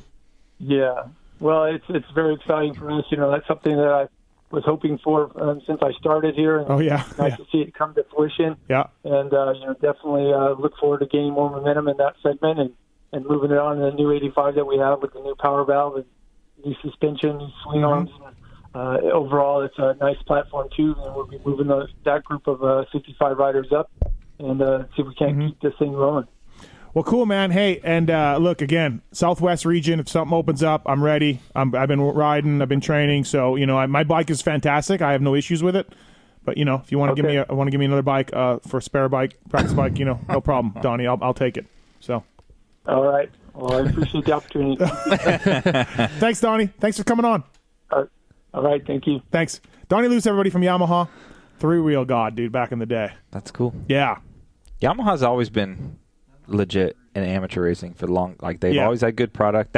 That's actually one of the only – that's actually is my only ever amateur contract that I've had direct with an OEM has been with Yamaha. Oh, Yamaha? Yeah. They've done a good job. And even, like – Yamaha Troy was shaky there for a little bit, and the wheels were falling off. But they, Bobby Reagan was there with like the Johnsons and everybody, and they kind of moved him up, and so they ran right into that program, and they kind of didn't really miss a beat. And like I said, I used to bug Guerra about losing RV and losing Alessi, losing Hepler and these guys, but they're like, oh yeah, no, it just comes and goes, and their bike is terrific, right? It sure is. Yeah, their product's good, their contingency program's good. Yeah, it's been good. So thanks to Yamaha guys for coming on. Thanks for them supporting this privateer giveaway too. By the way, that's awesome. So I literally am looking at the bike right now. It's just here. It's there, and my wife let me bring it in the house. Let's start it. We can't start it. I don't want gas and smoke in my house. Need to live a little. Sorry, Paul. Also on the line, flyracing.com. It's Jason Thomas. What's up, JT? Not much. Sitting here on the couch. I'm actually catching up on MXGP a little bit here. Attaboy. What do you guys up to? Priorities, JT. Listen. I got to do TV for a few of these things later this year, so I need to stay on my game. I did not think. Look, Antonio Caroli's a man. He's incredible. Sure is. I did not think he would. He kind of worked those guys. Like, see you later. Like I got the outside. Like I got a bad gate pick because my bike broke, and I don't care. Watch me. And so maybe he'll have 100 points on Hurlings. If he has 100 points, JT, if not more, does anything happen? I think if it gets to the point where Jeffrey's going to miss like 3 races, I think maybe he comes over here. You think, huh? Yeah. Yeah, if it gets to a point where it's 150 points or somewhere even close, say it's 140 or whatever, because I do think Tony's easily the best guy without Jeffrey, and that's not breaking news. I think it's always something he's wanted to do, but I think when he made the decision to sign that big contract with KTM, he pretty much, decided I'm going to live my life in Europe and I'm going to chase world championships. But this is a unique situation where he may never get an opportunity like this again, where it's kind of the perfect storm to come over. The May start gives him plenty of time to be prepared. And from what I hear, there are a few sponsors involved that would really like to see that happen. So crazier things have happened, I'll say that. I kind of think it can happen too, and it depends, I think, mostly on Caroli. If Caroli can stack points and win every round, and what happens to the guys behind him. I mean, if we're looking at Jeffrey can't come back till round 4 or something, and Tony's won every race, and other guys have screwed up, and he has a 40-point lead, they're going to say, hey, KTM has a pretty good shot at winning this title. Let's try to send him there and try to make sure we win the U.S. title too. How does Tony just blitz through those guys so easy and he's just on another level? I don't understand. He's better than them. How old is he? Old. 30. 32? 32? 33? Old. Geyser and those guys should be. I don't know if they should. Is he young? He's younger than Chad. Geyser, Goche, like they should be a little bit embarrassed. I think Paul Lynn rode good. I mean, he fell in the first turn at Sakamoto, came back to 5th. Okay, but I thought Geyser rode well too. I thought Geyser did ride well. He didn't even lose his Van peak the second Horby got moto. 3rd. He didn't lose his peak first moto, though, all right? day Sunday. I don't think he lost his peak. That's odd. Geyser did? Didn't lose his peak all day on Sunday. On Saturday he did. Yeah. Oh, okay. Yeah. Lots of lost peaks. Yeah, it's interesting, and Prado might sweep the MX2. So I'm hoping TKO. No, he's not going to sweep it. Bro, I don't know. It's a lot of motos. Way. Yeah. It's going to be hot somewhere, and I mean, TKO is really good. There's those guys when they get in the stand, things will change. I mean, there's no way he wasn't even that dominant. He didn't even win on Saturday. I think he's fixed his issues with the best guy on Saturday. I think he's fixed his issues with the heat. He was better. Yeah, but he wasn't even the best guy last weekend on Saturday. All right, well, calm down. They race Sunday, so that's what they do. They race Sunday. No, but you're saying he's going to sweep 19 He's going to win a lot of rounds. Okay, I didn't mean sweep. Okay, he's going to win a lot of rounds, like Hurling's level of rounds. What did Hurley wins? 15 last year? He won 17. all but 17 out of 19. Okay, yeah, all but so 2. Prado's going to win 15 of 19. Wow. So that's probably fair. I think wasn't 15 of them 1-1s too? Hurlings? Yeah. Well, bring him to America because I saw Cooper Webb running down in Charlotte. Okay. So bring him to America. I would love to see it. So would love to see it. I think he. I don't want to get into this with Paul and Randy or Paul and JT on this. Dude, super fans. They are super fans. I'd like MXGP. I like it. I like it too. I enjoy watching it, but I'm not as quick to jump on the train of he comes to America, he wins the Lucas Oil Pro Motocross Championship. Did you watch Indiana? I did. I did. I think above all that, I don't care kind of who wins. I think it would be awesome. I think it would seriously be the biggest spectacle. Yep. Biggest spectacle the motocross sport, specifically has seen maybe ever. I mean, I just think there would be that much hype and that much expectation surrounding it. Yeah, it would be awesome. Yeah, no, I agree with you. That it would be massive cool. For sure. All right, JT. So sorry, just one last thing. I think it would be everything we hoped RV going to Europe would be. Mm-hmm. That didn't go well. No, it didn't go the way it was supposed to. One question on that, though, and I know we've covered this a million times, but do you think that if RV era, outdoors of 2013, which I think was maybe him at his best, if he goes over there in that form, what do we see happen? Because he was a completely different guy then than when we saw him, in 2015 or whenever that was. I don't know, but what about Stu 09 and he heads over? Stu 08. What about Hannah in 81 or 82? No, Hannah broke his leg in 81. He was never that good, but before that maybe. All right, let's talk some Atlanta. JT Paul was here telling us earlier this show that not much happened. I didn't miss much. I didn't go. I went to Bob Seeger, but not a whole lot happened. Yeah, I mean the main events were kind of boring because the track was virtually impossible to pass. For some reason, there was a never-ending right-hand sand corner. But yeah, it was fun to watch. I think if the track would have been more susceptible to passing, we could have had epic racing because you had good guys at the front. You had the guys you wanted to see racing near the front. They just it didn't seem like they could do a whole lot. Adam made his moves and whatever, but there was no back and forth. Faulkner never really responded back. Dylan never got into it. It was just kind of one pass, and it was over. And then in the 450, there was, really just one pass between Baggett, Pass, and Marv, and that was pretty much it.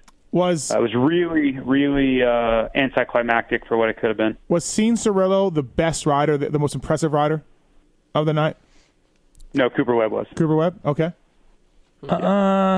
Yeah, I don't know. I thought Adam was good. Faulkner had led everything but one lap. Here's an odd take on it. I was super impressed with Faulkner and his ability. That is an odd take on it. And his ability to let it go and look at the big picture because he has never been able to do that since he turned pro. Right. He's always let the moment get to him, and he's always had these odd, weird mistakes pushing the envelope too much. So to me, Faulkner's ability to let Adam go, let Dylan go, and say, look, I'm focused on what I'm doing here. I'm going to take a third to me was light years different than the Austin Faulkner we've ever seen. Right. So. I'd agree with that. Is this where Keeper says home life? Yeah, pretty much. I like comparing the coasts because, I mean, obviously what Austin's been doing is awesome. It's a huge, he's been perfect, but at the same time, he's racing a bunch of kids. That's what he is. But he's a kid. I get that, but the West 20. Coast is not that way. Like we have Marty experience. is not a kid. Okay, Marty's Alex the vet Martin guy. is not a kid. But I think when you talk about guys, McElrath, Nichols, Jordan Smith, Ferrandis, Cianciarulo, these are guys that have won races before, that have been seen it and kind of done it a bit before. Yeah, I think it's different. It is a different. The East Coast had 3 guys who'd won a race because Craig is out, so they had Wharton and Faulkner. Come on. Okay, yeah, we Faulkner, can't count. Let's count Faulkner. and Jordan and Marty. Yeah, Marty. Yeah, I'm just saying. And Marty's something. I don't know what's wrong with Marty, but Marty's got some sort of affliction. Yeah.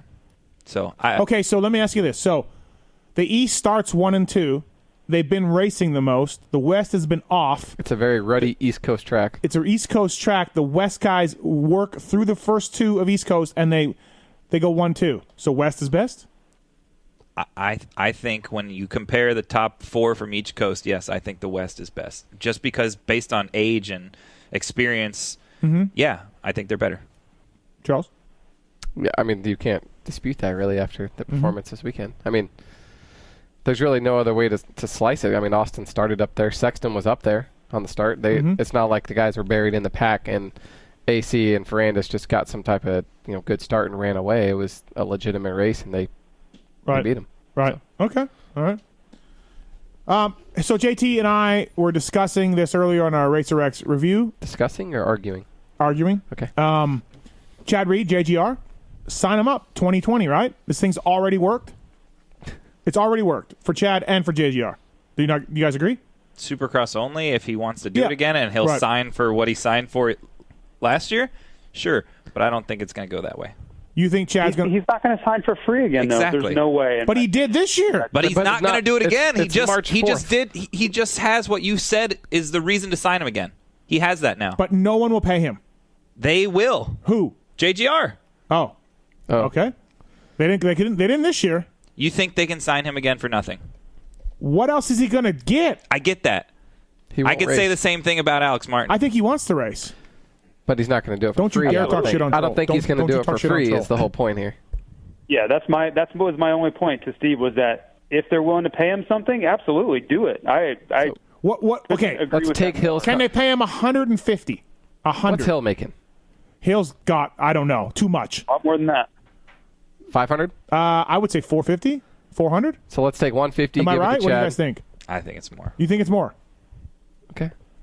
It's called 500. Can you imagine that when you write that check out every month? Nope. 150 to Chad, 350 to Dean. If you're Dada? Done. What? How much? I said take the 500 from Hill. 150 to Chad, 350 to Dean. All right, will you guys sign for 350? Done deal. I'd have to call my client. Paul's already making the deals, JT, earlier. So, I mean, just I don't know. Can't they? They can pay him. I mean, they can pay him that, right? They don't have a title sponsor. You would think so, but who knows? JT, you there? I think they could. I mean, it's all budgets, right? We don't know what Weston's future holds. Right. Yeah, that's a big I piece. think Hill comes off the books for sure. So yeah, given those circumstances, they could. I would think absolutely. Okay, but Hill comes off the books. I like the way you put that. I mean, do they take Hill outdoors? I heard he's got an option. I don't know whose option, but what do you mean he has an option? There's an option that he doesn't. He hasn't. They have an option like, hey, we don't want you to come race outdoors. Yes, or he has an option, something like that. Like I feel like taking the summer off. Like that at Pro Circuit. Confused. It seemed like he had an option like that at Troy Lee. That's apparently something that's there.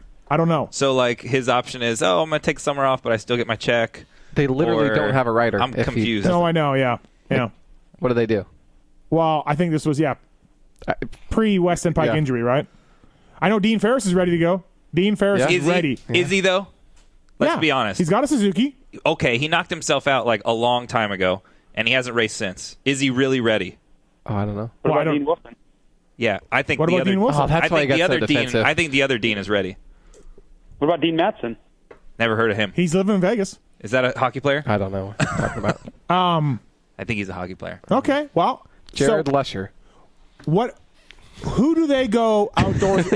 Who do they take outdoors? Who's the two guys they take outdoors? It's Hill, right? No, he's it's on the 250. team. No, 450. Oh. Yeah. I don't know. Call J-Bone. Who do they take outdoors 250s? Do they bump up a 250 guy to 450? No. They don't put. That's a horrible idea. What are they going to do with that? 'Cause they only Amart's have going 2 outdoors. spots. Let's talk 250. Amart's going outdoors. What's the other? I'd take Lopes. Yes, Lopes. 100%. Okay. Not Jimmy D.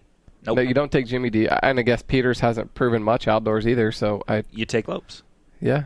Although, if you're looking at Supercross results, you don't take Lopes. He hasn't been good. JT doesn't want to talk about Lopes or Jimmy D or... I don't either. Or Osborne right now. Me either. New subject. Jared Lesher right in front of Osborne here. JT. Yeah, it wasn't good. We had a little talk with Zacho earlier, but he wasn't having it. You could tell there was a little tension there. Okay. Yeah, he was. Fly Racing, flyracing.com. Please check them out on the web. The new Formula helmet is absolutely fantastic.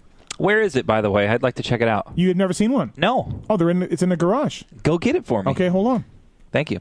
Oh, well, let's keep the show going. So, Charles, we're going to try to keep the show going. Who do you think JGR takes outdoors? I mean, they can't have... I guess they can. They don't have a title sponsor, right? I guess they can only have one guy on a big bike. And the problem is if that's just Hill, you don't have the Chad Reed. Right now, they have the luxury of sort of falling back on Reed, putting in decent, solid results and having a good fan following and all the stuff that comes with Chad Reed.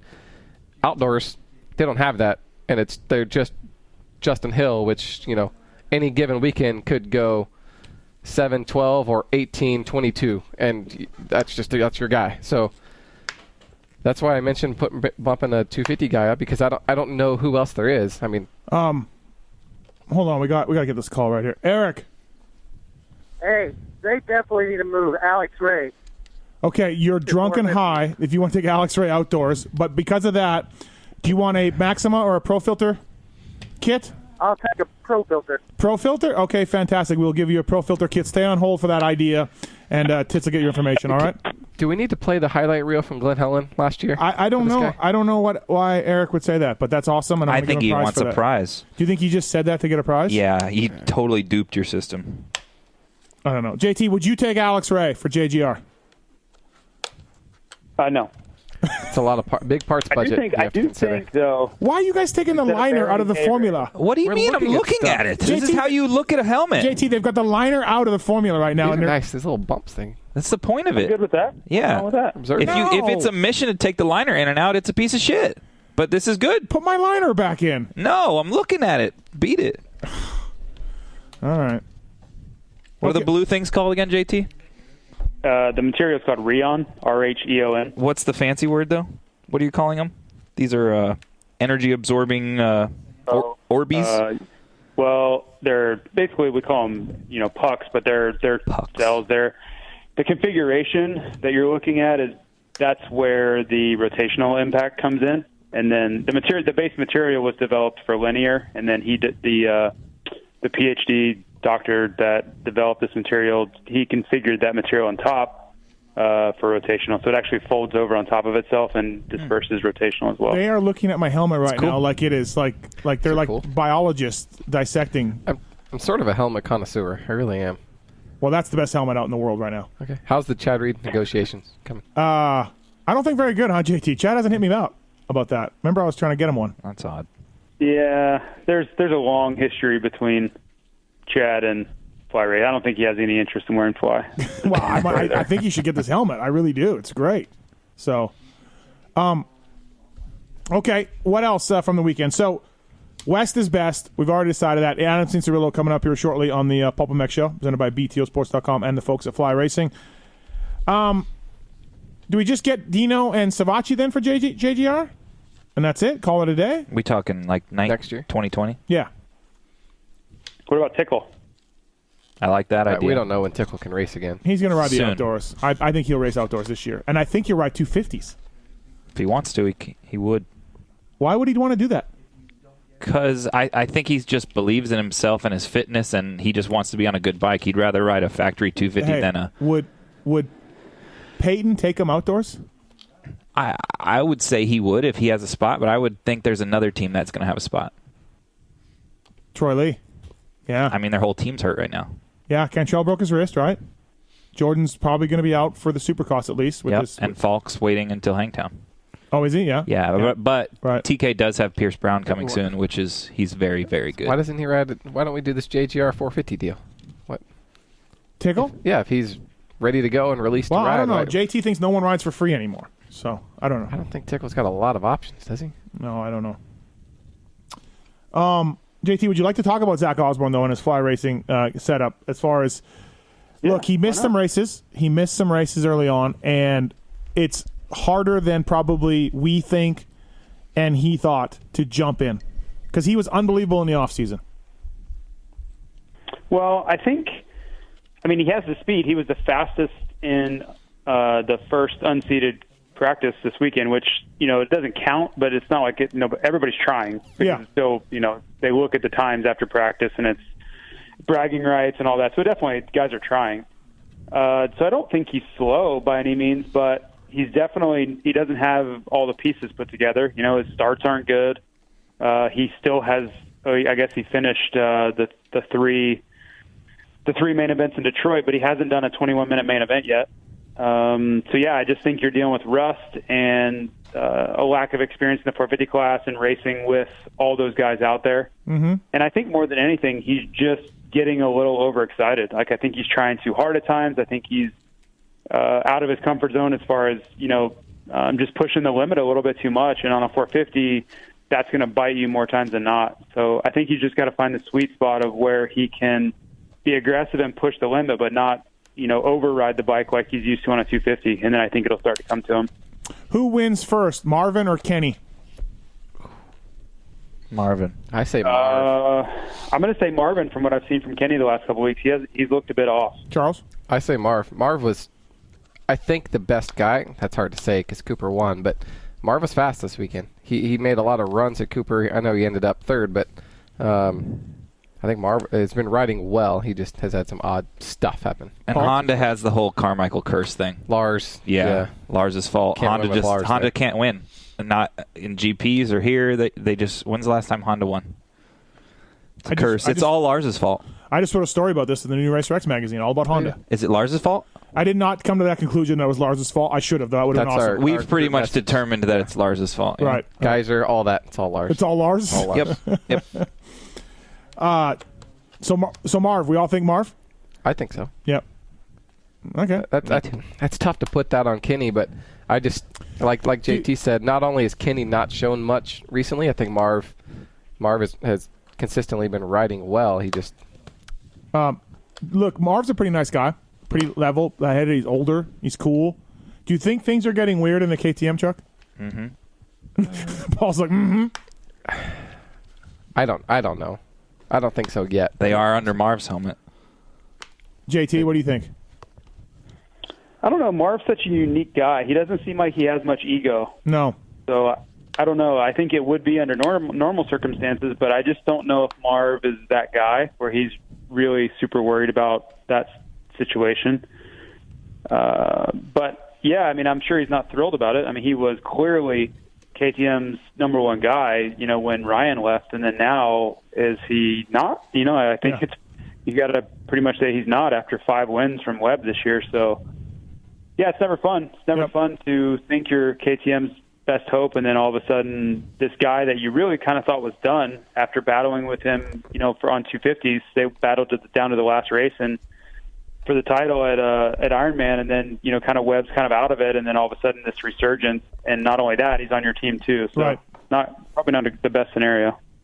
Do you have a verdict on the helmet, Paul, and that you're done with it? Or yeah, pull your microphone up. Yeah, it's nice. Okay. It's very nice. It is It is on par for the money and the technology and the way it works. My only critique of it is the visor's too high in that position that you just put it in. Oh, you can't move it? No. Yes, it is. It's too high. You can't move it? Yeah, you can move it down. That's max height. No, right but there. if you move it down, there's a little bit of a gap there. And you want it down a little bit? A little bit, yep. You want it right there? Let's see. No. Let me see. No, your lap times will go. Can I see the helmet from the side, please? Yes. Yes, that's fine. No, see, if you did this little click, I think we can shave a few tenths off your lap time. That's too high. If you knew the hours that we spent trying to determine the flush position there. Right. Yeah, it was it's Nick Way-esque. Chris, that's pretty crazy. First of all, that's insane hours. Chris Kiefer agrees with me. So, really, he also thinks it doesn't vent very well, which is he's crazy talk. He did not say it doesn't vent that well. Did he? Yes, he did. It vents insanely. I know. You can see through the helmet. I went out in the cold. It was cold the other day when I went riding, and the back of my head was frozen because it was venting too much. I could see daylight. Here's the thing. Seriously, Steve, it was venting too much. I was like, I got to shut this thing off. You wear cargos, so when it comes to fashion and how things look, your opinion just doesn't. You know what I mean? Doesn't hold a lot. Cargos are the ultimate. Do it all short. I don't know what your problem is. Save some pussy for the rest of us. Okay. Jason Thomas on the show, brought to you by Fly Racing, flyracing.com. Speaking of Fly Racing, WPS, Firepower, firepowerparts.com. Please go there, check them out. Ben LeMay using Firepower chain right now. It's a Japanese quality chain up to 50% less expensive than the competition. Go ahead, move forward, ride with Firepower. And power past your overpriced OEM battery with Firepower, fueling your adrenaline rush. As a leader and innovator with 50-plus years of experience in power sports, Firepower premium lead, acid, and lithium batteries save you cash and offer superior performance. So thanks to those folks for stepping up, the folks at Firepower. Really appreciate it. I've got a Firepower chain on my bike right now, and I absolutely love it. So, okay. What else? Atlanta. Oh. What's on your guys' mind? I have a question. Yes. I have a question. Yes. Who is, with all these guys, with Webb's resurgence, with Tomac, who the hell knows what he's going to do from week to week, with Blake being so good. Blake is just as bad with the week to week. Yes. Yeah, Blake is a very close image to Eli Tomac, I feel like. Yeah, when he's on, he's on. I don't like. Sure, yeah, right. I agree it's a different level, but Eli's supposed to win. Yeah, Blake. If Blake had won half the races in the last 2 years, I would be like, yep, you're absolutely right. Yeah. But that hasn't been the case. There's not many guys that can be that on and that off, I guess. Is the guys that have that freakish ability to be able to run to the front of a 450 Supercross and win, but then the next week get 13th or 14th. Yeah. Like Blake's done that. Right. Yeah. JT, what's your question? Sorry. For Charles. Reality. Who's going to win Daytona? Who is the favorite to win Daytona with all this Eli Tomac drama? Cooper Webb. Marvin Muscan. Who won last year? I think Eli. Brayton. I think Eli bounces back. Justin Brayton. Brayton won. Yeah. Amazing win. You think Eli bounces back? Yeah. I do. Yeah, I think Blake's going to be really good, though. If you give Blake a start, he approaches Daytona differently than the rest of the races. Yep. Whether that matters or not, I don't know. Right. But I think he goes in there with a different mindset than the rest of them. He definitely does like Daytona for sure. Looking at the track map, it's like Red Bull Straight Rhythm for one, but it's I don't know. I think it's becoming less and less like what we say Daytona is every year. Yeah. For Tomac, I'm that emoji guy. I'm like this. Yeah. That's hands up. I don't know. I have no idea. Yeah. And I'm sure he doesn't know, and I'm sure Kawasaki doesn't know. Here's something I will bet money on. Okay. Cooper Webb is on the podium. Yeah, I wouldn't. I would not take that bet. Yeah. You agree, JT? Yeah, I look at the way he's riding. The starts have been really, I think, the story. He's doing great, and he's riding from the front, and even he's come from the back. But his ability to consistently put himself in good position has really kind of turned the tide. I think if he started 10th every week, he would be great still, but he wouldn't have won 5 races. You know, he's putting himself in the best chance to succeed. JT is not quite on the Webb wagon like we are. He's not quite there, Paul. That's not true.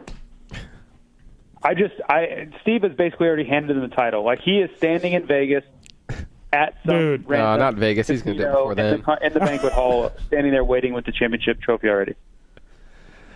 I mean, yeah. Yeah, they put the C on the trophy at Dallas already. Like, they said, all right, we're right. Start C. etching. We're carving C in right now. It's unbelievable. Yes. Yeah, I'm not there yet. I'm not there with you guys. I do think that he's most likely the champion, but I mean, I don't think this thing's done. I can't go there yet. I'm with you. It's not, obviously. It's only halfway. It's not, but guys like Cooper. I mean, he's a winner. He just this is coming out of nowhere, but it's not coming out of nowhere. Right. He's a highly touted amateur kid. He's won everything he was in 250s. You know, all that stuff works. I don't know what JT's phone just did that. But. How similar is this to the McGrath? Not that similar. But yeah, it's 93. Yes, 93. Yeah, but not. No, I'm saying 93. Cooper McGrath was a 2-time Supercross champ at that point. I don't know what he's ever done outdoors on a 125, but because there was not a lot, but there was some comparison. I feel like coming into the season, Cooper Webb was either headed down the road to be Ivan Tedesco, a multi-time 250 champion that just never panned out and was the podium was the best he was going to do, or take a complete other turn and turn into the guy that he's turned into today, which lucky for Cooper. Yeah. Let's go to instant phone calls here. Josh, what's up, man? What's your call? Thanks for calling the show, I should say. What's your question?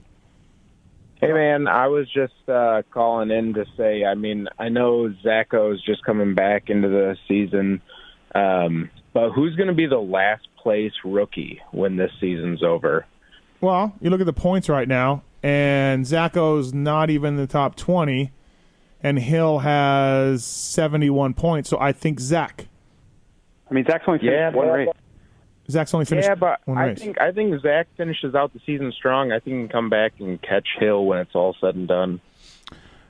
Maybe a lot of points to make up. Zach's not even finishing right now. That's the problem. Like here's the thing though, Josh. Like if Zach finishes on the podium a couple times, gets some top fives, but is still behind Justin Hill in the points, no one's going to care. Everyone's going to go, like, Osborne had a better season. Like where you finish in the points doesn't necessarily mean anything in the case of Zach Osborne, who missed races.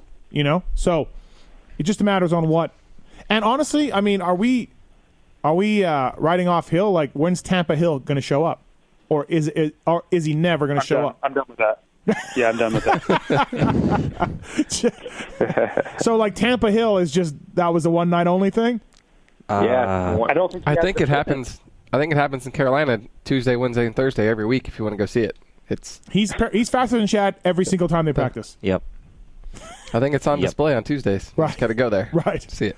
Tampa Hill. I think he's faster than Chad on Saturdays too, but that doesn't mean anything when the gate drops and you have to do it for 21 minutes. Right. Yeah. Thanks, Josh. Thanks for the call, man. Appreciate it. Yeah, right on. Thank you.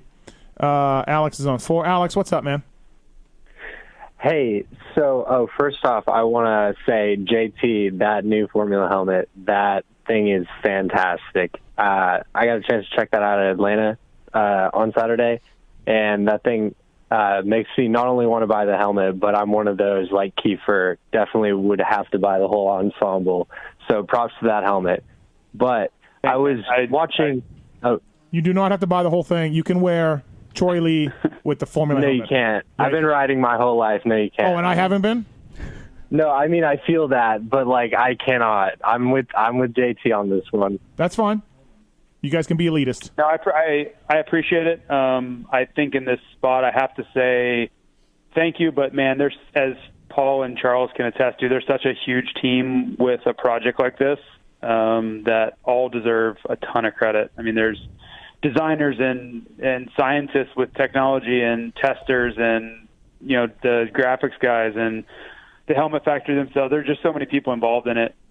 So, yes, I absolutely appreciate the thanks, but those guys all deserve so much credit for making this thing happen. So just had to put the visor I hope a little everybody lower. Really enjoys it. Just put the visor a little lower, and you might have hit the 100% mark. You can put it lower yourself. You have it lower. I did have it lower until you put it back, Paul. Well, it's your helmet. You can fix it before you go ride if that's. But big then of a it deal. looks a little different with that gap there. I don't like that here's gap. The deal. Like, I think Steve has a point that it is a bit high when it's maxed out. But the problem is if you bring the max out point to where Steve wants it, then there's no way to adjust it up if somebody wants to go higher. Why do you need to adjust it up? Well, why would Johnny you need to adjust it Jumper up? somewhere. You just said my where I want it is perfect, and that's for where they should put it. And I.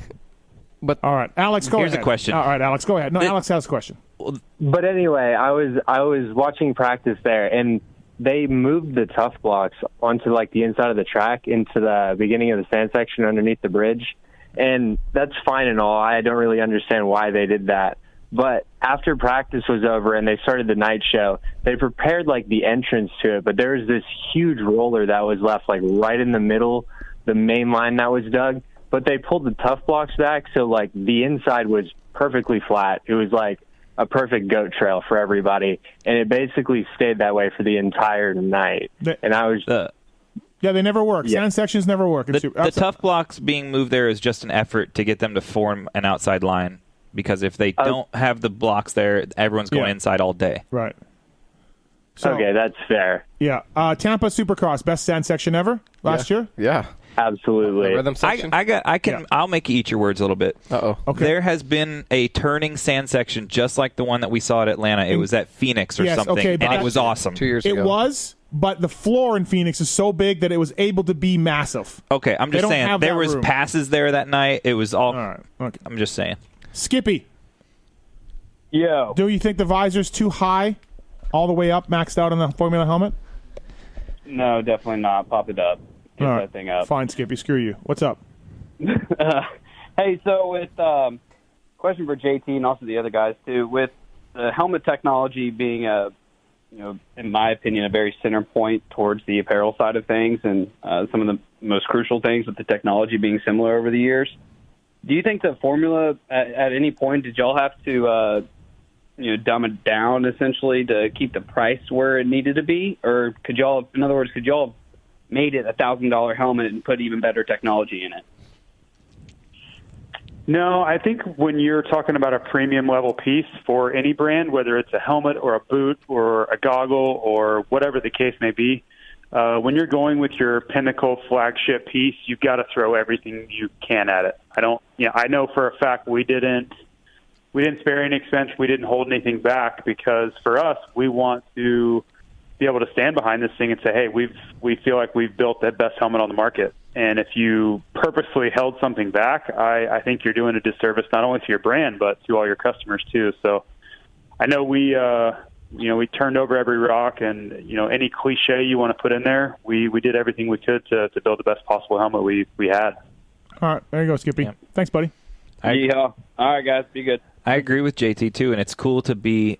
I think Charles has experiences this at his work. I know I do. I think at Pro Taper, and JT has obviously at Fly. You can't do that. Doesn't happen at every brand. Not every brand is capable of producing the most high end product possible that you can find. Some brands just don't. Like I'm trying to find an example, but nobody's associated with this show. That's for sure. You know what I mean? Like there's some brands that even if they threw everything at the kitchen. Everything except the kitchen sink at it, they're still not going to sell it because they're not that premium brand. You know what I mean? Right. Yeah. I get people wouldn't trust it. Right. Brady's on 4 with a handlebar question for Paul. Brady, what's up? What's your question? Steve, how's it going? I love listening to the show. Paul, I have a 2010 Honda CRF 250R. Would I be able to run the Contour on 7/8? So the Contour is a 1 1/8 handlebar. So your question's a bit confusing, but 7/8 is just our 7/8 style handlebar, and then we have 3 versions of 1 1/8 handlebars, which is a Contour, which is $75, an EVO, which is $89, and a Fusion, which is our 1 1/8 bar with a crossbar, which is $129. Mm-hmm. So you can put whatever you want on that bike. It just really depends what you want. You just need bar mounts to put the 1 1/8. Yeah, I could probably do that, I guess. Yeah, Pro Taper makes a good universal bar mount that Paul's not paying attention here, but a good universal bar mount that you could drop into your stock clamps and put on an 1 1/8 bar. Part number 022822. That's a good pull. Thanks, Brady. Thanks, man. Thanks, Steve. Thank you. Hal, what's up? Quickly, we got a race report for Dean Wilson. Hal? Hey, boys. Yeah, race report for Dean Wilson. Good start. Lock that start down this weekend, man. He's turning the corner. Podium bound, baby. Attaboy, Hal. Hal, this feels like you could say this every week. I think you do. You say this every week. Yeah, you're damn right, man. It's the Dean Wilson race report. What do you expect? Hal, if Dean Wilson and Chad Reed were trapped in a burning building, but you could only rescue one, who would it be? Sorry, Chad. You've had a good career. I like it. No thought. Yeah. All right. Cool. Hal is Team DW15. Well, he's also Team 2-2. I've heard him many times. If Dan Truman and Dean were in a burning house, who would you rescue? Love you, Dan. Dean, come on, buddy. I thought that was a question for Paul. Yeah, really, right? Hey, I got a quick question, Paul, about the start device. Cone valve friendly? Yes or no? It'll be friendly for everything. Cone valve, it's a bit trickier because that's not an OEM for. Are you talking like the 48 millimeter cone valve aftermarket forks? Yeah.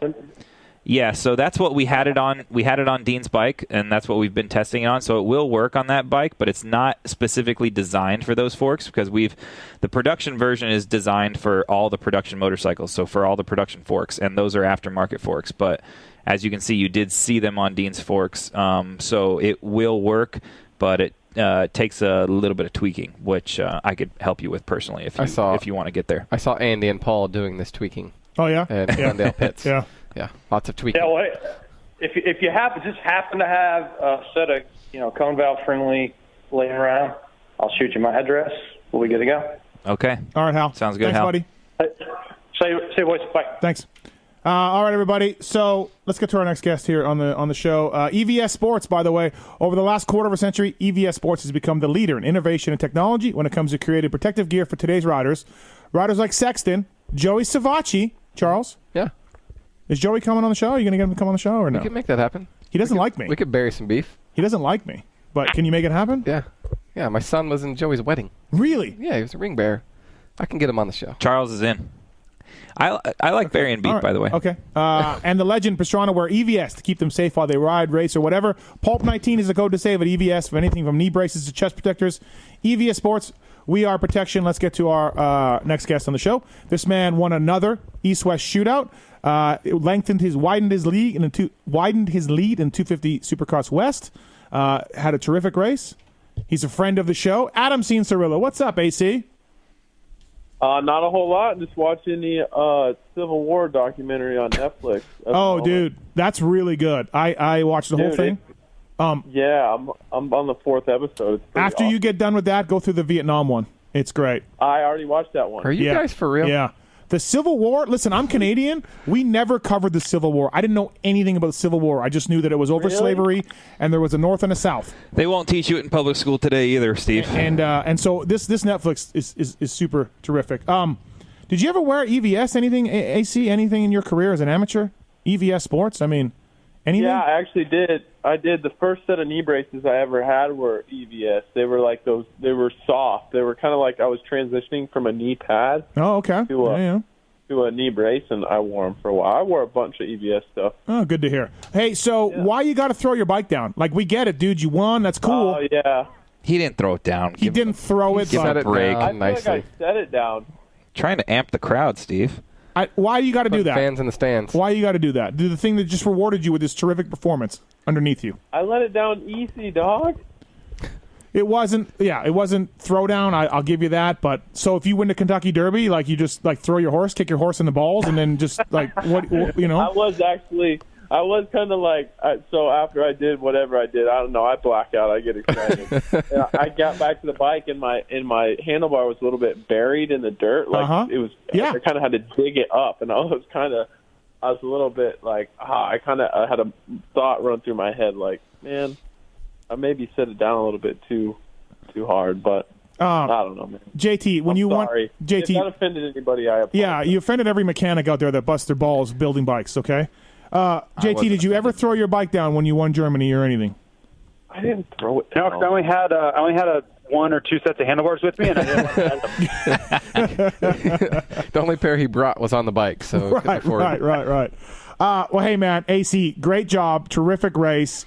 Look, Faulkner has led everything but one lap, and he's out front. Sexton's in between you. I mean, there had to have been a point, Adam, where you were like, maybe I can salvage second here, or maybe I can get a second, because you know your teammate's been on it on the East Coast. Oh yeah, no, for sure. He's been crushing it. I mean, especially for us. I don't really know. You don't really know what the speed difference is on the East Coast versus the West Coast. I mean, it's really, when it comes down to it, it's really not that much at the end of the day. Most of the time, it's normally just maybe a little bit here, a little bit there. But I have been riding with Austin during the week a little bit. Because we've both been staying out in California primarily. Yep. So I mean, I know we're normally pretty close to the test track. So I didn't go to the race thinking to myself, he's going to just knock my doors off. But I certainly had respect for the Well, he's been going and the way he's been executing. His starts. Yeah. I knew it would be tough to get a start on him because seems like he's a half a bike length ahead every time. So, but there wasn't. I wouldn't say there was ever a moment where I was like, all right, let's get second here. I just kind of when I was behind Chase, I kind of watched the first couple laps there. Mm-hmm. And he didn't really get away from Chase too much, and I kind of thought to myself, oh, he's kind of staying there, So it gave me a little bit more time to kind of plan out my pass with Chase, and then I was able to make some things happen. But those guys were riding really good. I've ridden with both of them a fair amount. Chase, obviously, I ride with him in Florida and in Austin too. So it's weird. I was like the veteran of the group there. Kind of weird. Yeah, we had talked about this before the race, and we're like, who's going to win? This is going to be great. Who's going to win? And it was like, well, whoever gets to start, I think will win. And especially when there's a rider between you, I would think that Faulkner would have it. So nice work. Congratulations. It was a really good race. And you are simply on another level right now, man. Are you riding better than ever, or do we still like AC 2014 come out and win 3 Supercrosses out of 4 rounds? No. I'm definitely riding better than I was then. But I don't know, bro. You were pretty good back then. Come on. Yeah, I was, but I wasn't. I don't know. I'm definitely better. Like one of the things I was really stoked on. I think a big turning point for me was Oakland and realizing that I could get it done on conditions like that I have notoriously not been good in the past, and most of that comes from like me not being good in those conditions, meaning ruddy, technical, tracks breaking down a lot. Most of that has come from my technique in the past and not being fundamentally sound on the bike, and that's where you see the mistakes and sketchiness, because obviously I'm still willing to go fast and I'll do anything. I'll hang it out. Right. But sometimes my technique hasn't allowed me to do that safely. And being out in California, like I was on the show, I don't know, a couple months ago, and I explained the whole, my decision to be out in California more and having, Nick Way with me 9 times out of 10 at the track, and him pointing out and saying, this isn't good enough, and me always being on it with the technique. And that's what's allowed me to kind of go to the next level in a sense. I at Atlanta, I got better as the day went on, and I actually got better as the main went on, and on a soft track where the track was breaking down and getting more technical, lap after lap, and I had that confidence. And that's something that I didn't even have, my rookie year when I felt like I was Superman. So it's nice to have that, kind of a little bit more dialed than it has been. Are you like everybody else and you saw that sand turn section, and as a rider, you're just like, screw this? Yeesh. Yeah, man. I came back from press day. Yep. I came after this, we have 2, normally they give you 2 15-minute sessions press day, and after the first one, my whole entire back was covered in like it's kind of like a wet, moist sand, and my whole bike was, looked like I had just done a 30 at Southwick. So just after that, I was like, man, like really? And then then I took my socks off when I got back to the hotel room, like my in my street clothes, and got it all over the the hotel room floor. Yeah. So yeah, sand section wasn't that cool. It's tough, man. If the sand section is like in a straight line, like let's say Vegas last year, where it was just like the rollers and stuff, like that's cool. But I don't know. Tampa last year was great. You didn't ride it, but it was great. It was fantastic. I didn't ride it. No. Atlanta 17, I got rocked by it, by the remember the sand wall or the wall into the sand? Yeah. It's just Spruce City. Yes. There was a photo. Weren't you getting a face full of sand by some? Yeah. Yeah, I did. Hey, so you watched film session tonight. What'd you see? Anything surprised you in film session at Pro Circuit? Like anything that you don't remember that you saw that was like, oh, look at that? I hate to disappoint, but it's actually for the first time it got moved to tomorrow night. Oh, wow. Yeah, I was surprised. What happened? I didn't ask. Mitch just texted me and said film on Tuesday. All I said was okay. I'm good with it. I kind of wanted to dive into this documentary tonight, so I'm fine with it. Paul, what goes on in the film session? Does Peyton get up and start yelling? No, doesn't get up. No, they just go through the race and are you guys pounding beers? Are you guys pounding beers? We drink them. Yep. I don't say we pound them. Is there pizza?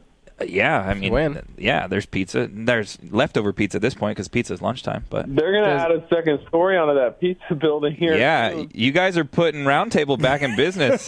they almost went out for a while there during the blue and green hub days. But Parabinos has a theory, Adam, on why Pro Circuit is back and better than ever. Paul, do you want to tell Adam your theory? I mean, it's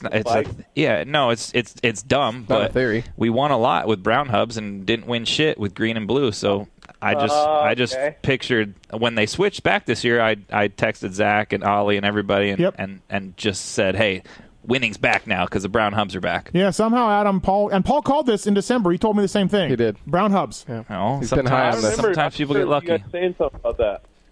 What's that? He remembers us saying I something remember you guys saying something about that. Adam, does NYK attend the video sessions? I mean, I think he's maybe attended 2 out of the 6 races or 5 races. Probably really slows things down. I actually get. They send me home with a little SD card that I can just plug into an HDMI into my TV, and then I normally watch it a couple more times throughout the week. Does Marty Skype in? Nobody Skypes in. Nobody Skypes in? Yeah, FaceTime. if you're not Cali only. If you're on the East Coast, you're out. JT, what's wrong with Marty?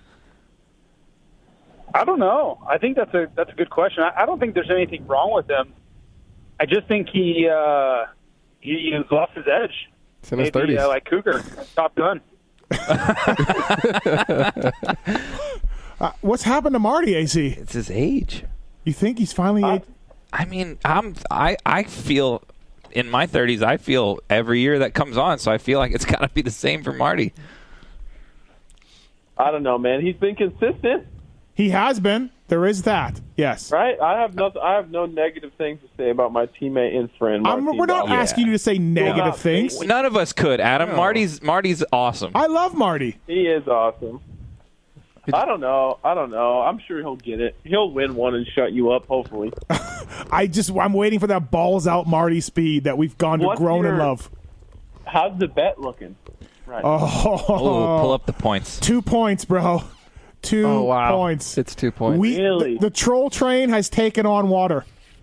We are wobbling around. We had a cold this week, and so we didn't feel good all week. Everybody had a cold, apparently. Yeah, really, right? That's always the guy. When you lose, you always got a cold. But no, Marty's 2 back. So that'll be interesting. Man, I could end up going down to Pro Circuit and cleaning the shop. I don't know. Are you guys familiar with the concept of the transfer of power?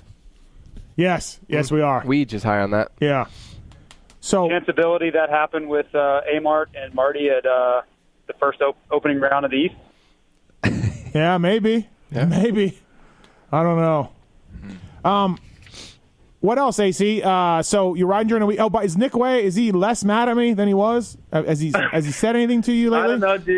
I don't know, dude. We don't just sit around and just say, "Hey, I wonder what Mathis thinks." No, right but this. How are we feeling? No, but this could have happened. You sitting on the tailgate.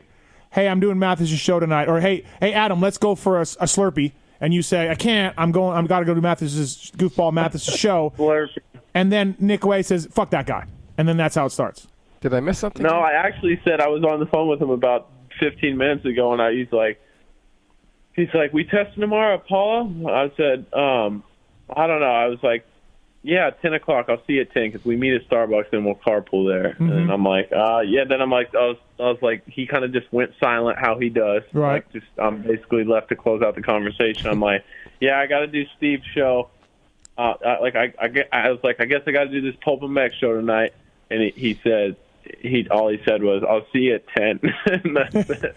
Yeah. So, see, because what happened? Because I said to Mitch Payton, like, look.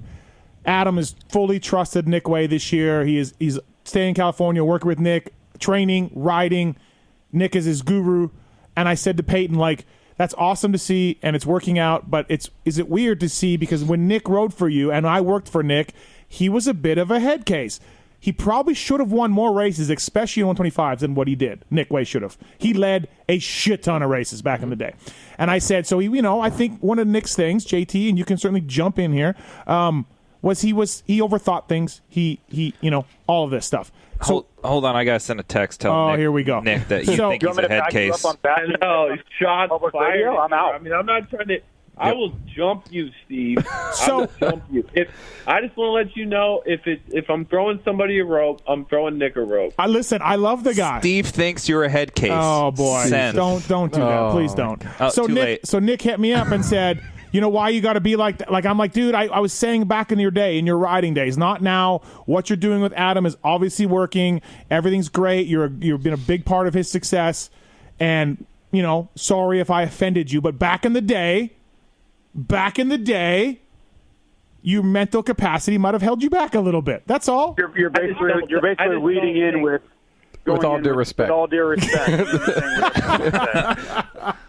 So anyway, I hope we're all right. I love Nick Way. I really don't think he thinks it's that big of a deal, dude. I think you're overthinking it. Well, he's my friend, and I don't want to lose. I don't have a lot of friends, AC, so I want to keep him if I can.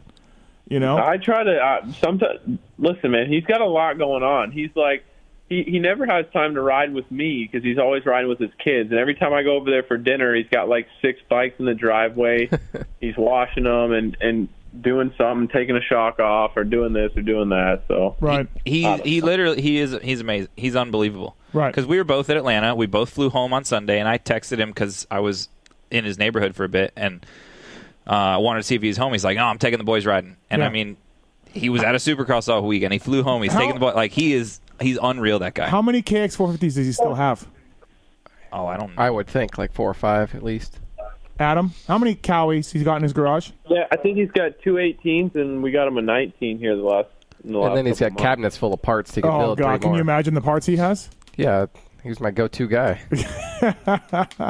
So Adam, is it something about shootouts? I know this is a dumb thing. Showdowns. Yeah, showdowns. It's 2019, Steve. You've won 3 of them. They're stacked. It's a super cool thing to win them, obviously. Why are you winning them? Oh man, yeah, I actually thought about that a little bit yesterday because somebody told me. Oh, I mean, it's kind of fake news because it's. But obviously the showdowns or whatever, we're only in Vegas for forever. So I've gotten a couple extra shots at it. So I guess nobody's won 3 of them. And so I was thinking about like why I have 10 wins period, and 3 of them are at shootouts. Like there's obviously something I'm doing different or some type of mindset deal. And I really don't know. I mean, both Vegas races. Like I'm really good on the. I feel I'm really good on the hard slick stuff. And then in both cases, both times I raced Vegas, I had to win to have any shot at anything. Yeah. So kind of back was against the wall there. And, so I think I just like that track. And then this weekend, I think I'm just a better rider. I mean, than I've ever been, I guess I would say. Nothing too crazy, honestly. Yep. Yeah, I mean, I guess I try to be a little bit more. I mean, maybe it makes me focus even more. Right. I try not to. I made a conscious effort of like on the line of the main event. Like I never even looked to my left or my right ever. Like I don't even like. I just was doing it like I was in going out in B practice or something. It's just kind of the mindset I have. I like that. Do I need to do that? Is that something I need to do?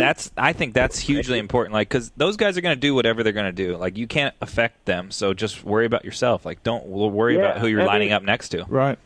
Yeah, and if anybody, I mean, I don't think I sound mentally weak when saying this because I think it's a normal thought for any racer to have. I think when you start, you're on the line or you're doing this or that, like you have these thoughts that creep in for even if it's a brief second. I mean, you could be the most confident guy in the world and it's still going to come in. Like you're thinking to yourself, oh, what if this happens? Like, oh, what if that happens? And it's just for a second. It's not like you're doubting yourself the whole time, but it's like, you're thinking to yourself, man, I had a, great week of practice, this and that. I know I'm faster than these guys, but what happens if this guy kicks a tough block out in the second turn and I do this or do that? And, and then there's 12 guys, there's 12 factory guys on this gate. Like, what if I get 8th? And, what if the guy that's second in points wins? And, you know what I mean? Like, right. I think it's just important to, like I told myself on the line to kind of calm me down this time. I was like, like what I said on the podium, and it's kind of cliche, but it's like just do your best no matter what, and that takes all the pressure out of it, because no matter what circumstances you're dealt, whatever's dealt to you, if you handle it to the best you can when you're done, at the end of the race, no matter what happens, I mean, you can't be that bummed about it. You're only really bummed when you left something out there. So I guess maybe I just kind of locked down on that mindset a little bit more. I never lined up next to my main competitors racing ever. I hated it. Really? Yeah, I didn't like it. I didn't want to like. Really? I didn't want them to be like try to talk to me before the race, like, "Hey man, how's it going?" Back in the local races. I didn't want them to like. I didn't want to look down and see like they had a cool new JT boots or something. I didn't want to see any of that. Oh, sometimes I go right for them. You should have seen Paul the third moto at Loretta's in 2015. The guy he was tied with going into the third moto, Paul went right inside of the dude. So I went right inside of Paul because I had the next pick. I'm like, Paul's going out and he's taking a left towards that guy. I'm going to have the whole start straight to myself. Sure enough, came around, Paul just hung a 90-degree left out of the gate. Poor dude never knew what happened. JT, did you ever do that? Did you ever line up right next to the guy, like in Germany or Montreal or wherever? No, I just tried to pick the best gate. Paul, you have to understand how Paul's mind works. One, he's an incredibly good starter, like world-class level starter. So, yeah, it makes sense. If you know you're hole shotting, go after the guy. But I didn't know I was hole shotting. So I was worried about myself. Paul is like an assassin when it comes to the start, though. Where'd you line up? You don't want anyone you care about to start next to Paul. Back to what Adam was saying, though, about his mindset. I think like good advice for an amateur guy is, or don't read the entry list. Or everybody goes to a race, or don't read the program at Loretta's. You'll be surprised how much that can help you. Don't fucking read it. Don't worry about who you're racing against. It doesn't work for Adam because he knows that Faulkner will be there. Yeah, but but he does it in a different way, I think. Right. Yeah, absolutely. No, I can see that. Yeah. Adam, is that mindset or that thought process something that Nick has brought, or something that just your maturity of being pro for the time that you've been? Is that something new to this year, or something you've always sort of done as an elite amateur growing up? I mean, I think I've done it kind of off and on throughout my career, but I think now I'm more disciplined with it. I'm able to kind of repeat it more. I think there's been a couple races so far this year that where in the past it would have been, would have gone wrong. Like I go back to Oakland, for example. I mean, I was god awful in practice, and I had no idea what I was doing out there. I mean, I was terrible. Everything felt wrong, and there's no way that night should have gone. Like my heat race, I got a terrible start. There's no way that night should have gone good, And I think now I'm able, no matter what happens. I mean, I guess so far, no matter what happens throughout the day, I'm usually able to kind of, I don't know, I guess just bring myself back to that same spot and just have that belief in myself that I can pull it out and I can do it. And I think it just comes from experience and just, I guess maturity. I got a question for you, Adam, and it's almost stupid, but I think in 2019 it's relevant. Like Carmichael and just years ago, these guys, they didn't have to deal with social media and how much discipline do you have to you have with yourself to just stay off Instagram or not worry about the bangers that this guy or how this guy looks, or that's part of, I think, the mental game week to week. He's so serious. He quit doing these stupid vlogs that were awesome. The vlogs were ruled, and he stopped doing them. I'm pissed. There's 12 vlogs now, dog. What happened? Why'd you stop? They're fun. They're exciting. I like them. Well, first of all, back to Paul's question. I think social media, I think it can be, I love interacting with fans, and I think being able to kind of share my personality with people, with people that are interested, I think it's I think it's a cool platform, and something that I'm certainly grateful for. But at the same time, with that being said, I think social media can be bad from both senses. Either you do good and you have people, basically up your ass, or you have you're doing bad or something's not going right, and then you got people on there just poking at you, and it can sometimes you don't even realize it, but it can discourage you a little bit. And I think I have been a little bit more disciplined with it this year, whether it's reading the good stuff or reading the bad stuff. I don't even before the races, I normally I delete Twitter and Instagram off my phone on like Wednesday or Thursday, and I turn my phone off on race days now. I don't use my phone at all until the end of the night. I don't look at it one time. I like that. Yeah, I mean, I think it's just, I think you just. It's ridiculous. It just takes an element out. It makes things more simple, and that was kind of my whole goal this year with everything in my program, is just to make it more simple and just focus on the stuff that I needed to. And I mean that comes back to Steve's things with the vlog, and I just felt like I needed to be a little bit more locked in, a little bit more serious, even though I always have felt like it has.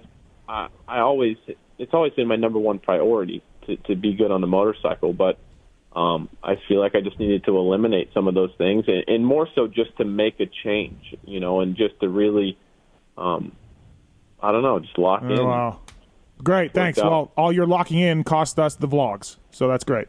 Well, I'm not opposed to doing them in the future. I think in the past I've done all the filming and editing and stuff like that, and I think, if it comes to a point to where people are really that interested, and I can.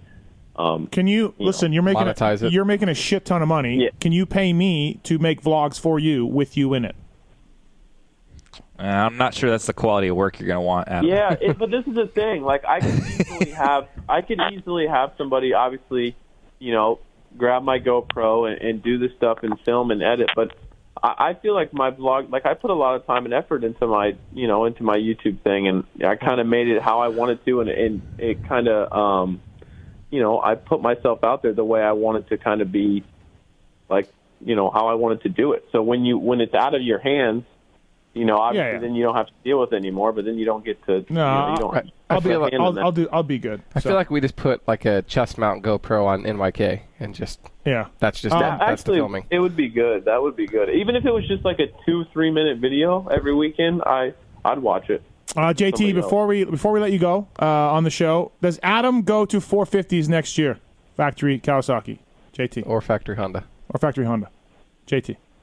That's a good question. I would say yes, but I could see Cowie keeping him down. He's a valuable asset to be winning a race on a 250 right now. Okay, well said. Thanks for coming on, buddy. FlyRacing.com. Jason Thomas. Thanks, buddy. All right, guys. All right, Charles, does Adam move up next year? Yes. Paul? I don't know, but I think don't move until you have to move. Adam, are you going to move up next year? I don't know, man. Give the guy a break. I mean, honestly, like, I can see both sides. Like, look, he's 6'2". He's been in the class a long time. He's probably going to win a bunch this year. Time to go. But the checks will be so big in 250s next year. No, his check will be really big on the 450. This is what people don't understand too, and I'm not saying either way. I don't know what I'm doing. I really don't know. It's completely tossed up in the air. I mean, not a whole lot. I know it's early. It's still early at this point. But it's early. But people don't understand that I had 2 years where I basically didn't ride a motorcycle. Right. Mm-hmm. So I got these people coming at me sideways now after I win a couple races. Where what are you still doing on a 250? Like, you should be up there battling with the 450 guys, doing this and doing that. Like, dude, I was sitting on the couch doing nothing while all these guys were getting better. So if I do decide to ride a 250 next year, and if that's what comes to the table, I'm definitely not going to feel bad about it. No, I can tell you that. It's the same. Listen, it's the same thing. People were getting on me about Osborne, and I said, look, jerk-offs, he has 32 career 250 starts, like, when he came back. One for every year old he is. He wasn't. Oh, wow. Yeah, shots fired. But no, the point I was saying was he doesn't. Yes, he's older. Yes, he's been in the class. But look at the number of races because he was in Europe. He didn't do any Supercross. Adam was hurt. Same thing. Look at the number of races. Like, I have like 31 starts. 30 starts. And Marty had like 89. And I'm like, Cunningham has like 90 something, I think. No, Marty's still ahead. Oh, really? Yeah. We're getting close. But I'm just saying, like, I'm just saying, like, I get it. I get Adam. Yeah, I would have your back on that. You missed a lot of time, so. No, and to clarify, if I were advising Adam, which I'm in no way am, I think riding a 250 next year would be the right I think I think Paul is right. When you can make a bunch of cash, the 450s will always be there. It's nothing about the cash. Like, it's just. It's about the cash. I don't think. No, just if you don't have to move, plenty don't of money move. on a 450. There's plenty of years left to figure out the 450 class. And I'm with you. I'm with you. If you don't have to go, don't go. My whole thing with Marty. Winning is cool. My whole thing with Marty was, look, Marty, it ain't happening. The anvil's falling on you. Jesus or the motocross god or Buddha or whoever doesn't want you to win this title. Like, I'm sorry. He is declared. Sorry. You're sorry. I'm sorry. Sorry. He's sorry. And you can't make it through the outdoors at all. So, Marty, go to 450s. Maybe that's where you'll shine. And thank God, another thing I was right about. Marty outdoors in 450s on a Rockstar Husky, podium, and killed it all year long on a 450 outdoors. Once again, another thing that I was modest about it. That I was right about. And so that's my whole point with Marty. Like, it ain't happening. Adam, I wouldn't say Adam. Adam's already won 10 races. Marty's won 4. That was my whole thing with the Marty thing. Everybody jumps all over me. All right. Okay. Noted. We'll see what happens, boys. I really don't know what I'm doing at this point. Obviously, my goal is to. Everybody's goal, I would imagine, is to compete at the top level and win at the top level, and that's I want to do that. So if it makes sense for me to go to a 450, I mean, I've said it. I mean, I just said it a couple of weeks ago that I would like to ride a 450 next year, but we'll just have to see how she goes. He's going to Pala tomorrow. That's the plan. I'd like to be able to eat something. That would be sweet. I'm like been starving myself here for about 2 years. Hey, when's your next race? How long you got? Seattle, 2 weekends off. So 2 weekends. Seattle is early in the season. It seems like it, right? Jeez, that's scary. Yeah. Yeah, tell me about it. It's going to be bring your umbrellas. I mean, it's mudder anyway. You can go there. There could be snow this time. Yeah. Listen, you and the 2.7, come on up here. We'll lock ourselves down and do a little bit of a boot camp here for Seattle. Oh boy. There's no way in hell, dog. Why does nobody takes me seriously when I say that? He was pitching Donnie loose earlier. Yeah. All right. Anything else for Adam before we let him go? Brought to you by EVS Sports. Pulp19 is the code to save at evssports.com. Anything else, boys? No, I'm just glad. Good luck, man. They're eating pizza again down there. Yeah. Been a dry spell. Right. It has been a dry spell. And Adam, so good luck. Congratulations on the win. You rode terrific. Thanks for the time as always. I always appreciate you coming on. I know that you're a busy guy, especially nowadays that with the popularity you have and everything else. I'm really not. You'd be surprised. I've been in this apartment for like 6 hours. I had gym. The last thing I did today was gym at about 1:30 p.m. Mm-hmm. Since then, I was just telling somebody the other day. It's like I really don't do a lot. Like, where's your chick? Where's your chick at? and- What's up with that? She's not around? She's in school. Oh, okay. School. Yeah. Okay. All right. Well, Getting that degree. She graduates in May. the Civil War doc is good. You'll enjoy it. What? Where are you living, Adam? Up. I don't. Are you off Clinton Keith? But just off Clinton Keith. Yeah. Oh, I think I know where you're at. Yeah. I got a 450 square foot apartment. Nice. Perfect. Easy to manage. I like it. You're kind of awesome. like, hey, like Rocky fights Apollo. Okay, he gets tons of money, tons of fame, right? This is you back in the day, winning all the Supercrosses as a kid. He goes through tough times. Clubber Lang knocks him out. He gets. You're telling me I'm in a cabin in the middle of the snow and outside of Moscow? Yes. Yeah. Or outside of Wildemar. Either way. Yeah. And you're in this cabin and you got to get back to your roots and you're just living There's this. Not a Del Taco in Moscow, dog. I got a Del Taco pretty close. No, but I did like. It's been a pretty big change. I got a nice house in Florida I could be at. Yeah, I've been there. I am kind of locked. It does make me feel more disciplined than some. Like I feel like it gives me an edge because I feel like I'm like sacrificing my life. everything. Everything. Like Rocky. Exactly. It's like Rocky. That's what I'm saying. God. Hey. So there's that. You frustrate me. When are we doing the stew vlog? Shut the hell up, dude. Never. Dude. Again. The next guy how about this? The next guy that comes up to me and asks me where's Finding Stu Part 3, which I don't understand Finding Stu Part 2 was it. No. Like we left it, we ended it. There was no there was no to be continued. Well, so I don't know why people always ask me where part 3's at. Going back to Rocky, we always thought the Rockies ended when he held the belt, but they kept making more Rockies. We're on Creed 2 already. Yeah, dude, we could try to find Stu's kids. Ben Biggie. Riddle. Let's try to find Ben Riddle or somebody. I mean, I don't know.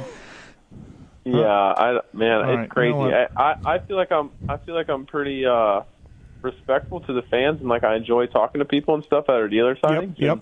And when these guys say, "You find Stu yet?" I find myself not making eye contact with people.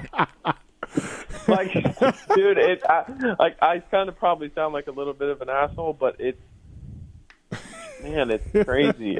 I've gotten to the point now where it's I just can't look at you, homie. I can't do it. What have we created? What have we done here? A monster. It's going to live forever. It's on the line forever. The power of Pulp. If you guys would have saw Adam and how he strong-armed me to make sure that the video went on his YouTube channel only, that was the most contentious negotiations ever. You're out of your mind. You're hack. You were trying to put the channel on both of our Yes. Oh, no, maybe we'll just put it on. Yes. We'll put it on the Racer X YouTube. Then we'll put it on the PulpMX YouTube. Right. Then we'll put it on your YouTube. So maybe we can all together get 10,000 views on each video. I mean, people splitting up the views. What kind of views did we pull down?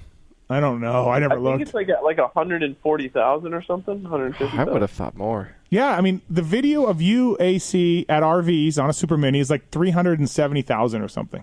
That's because I was shredding.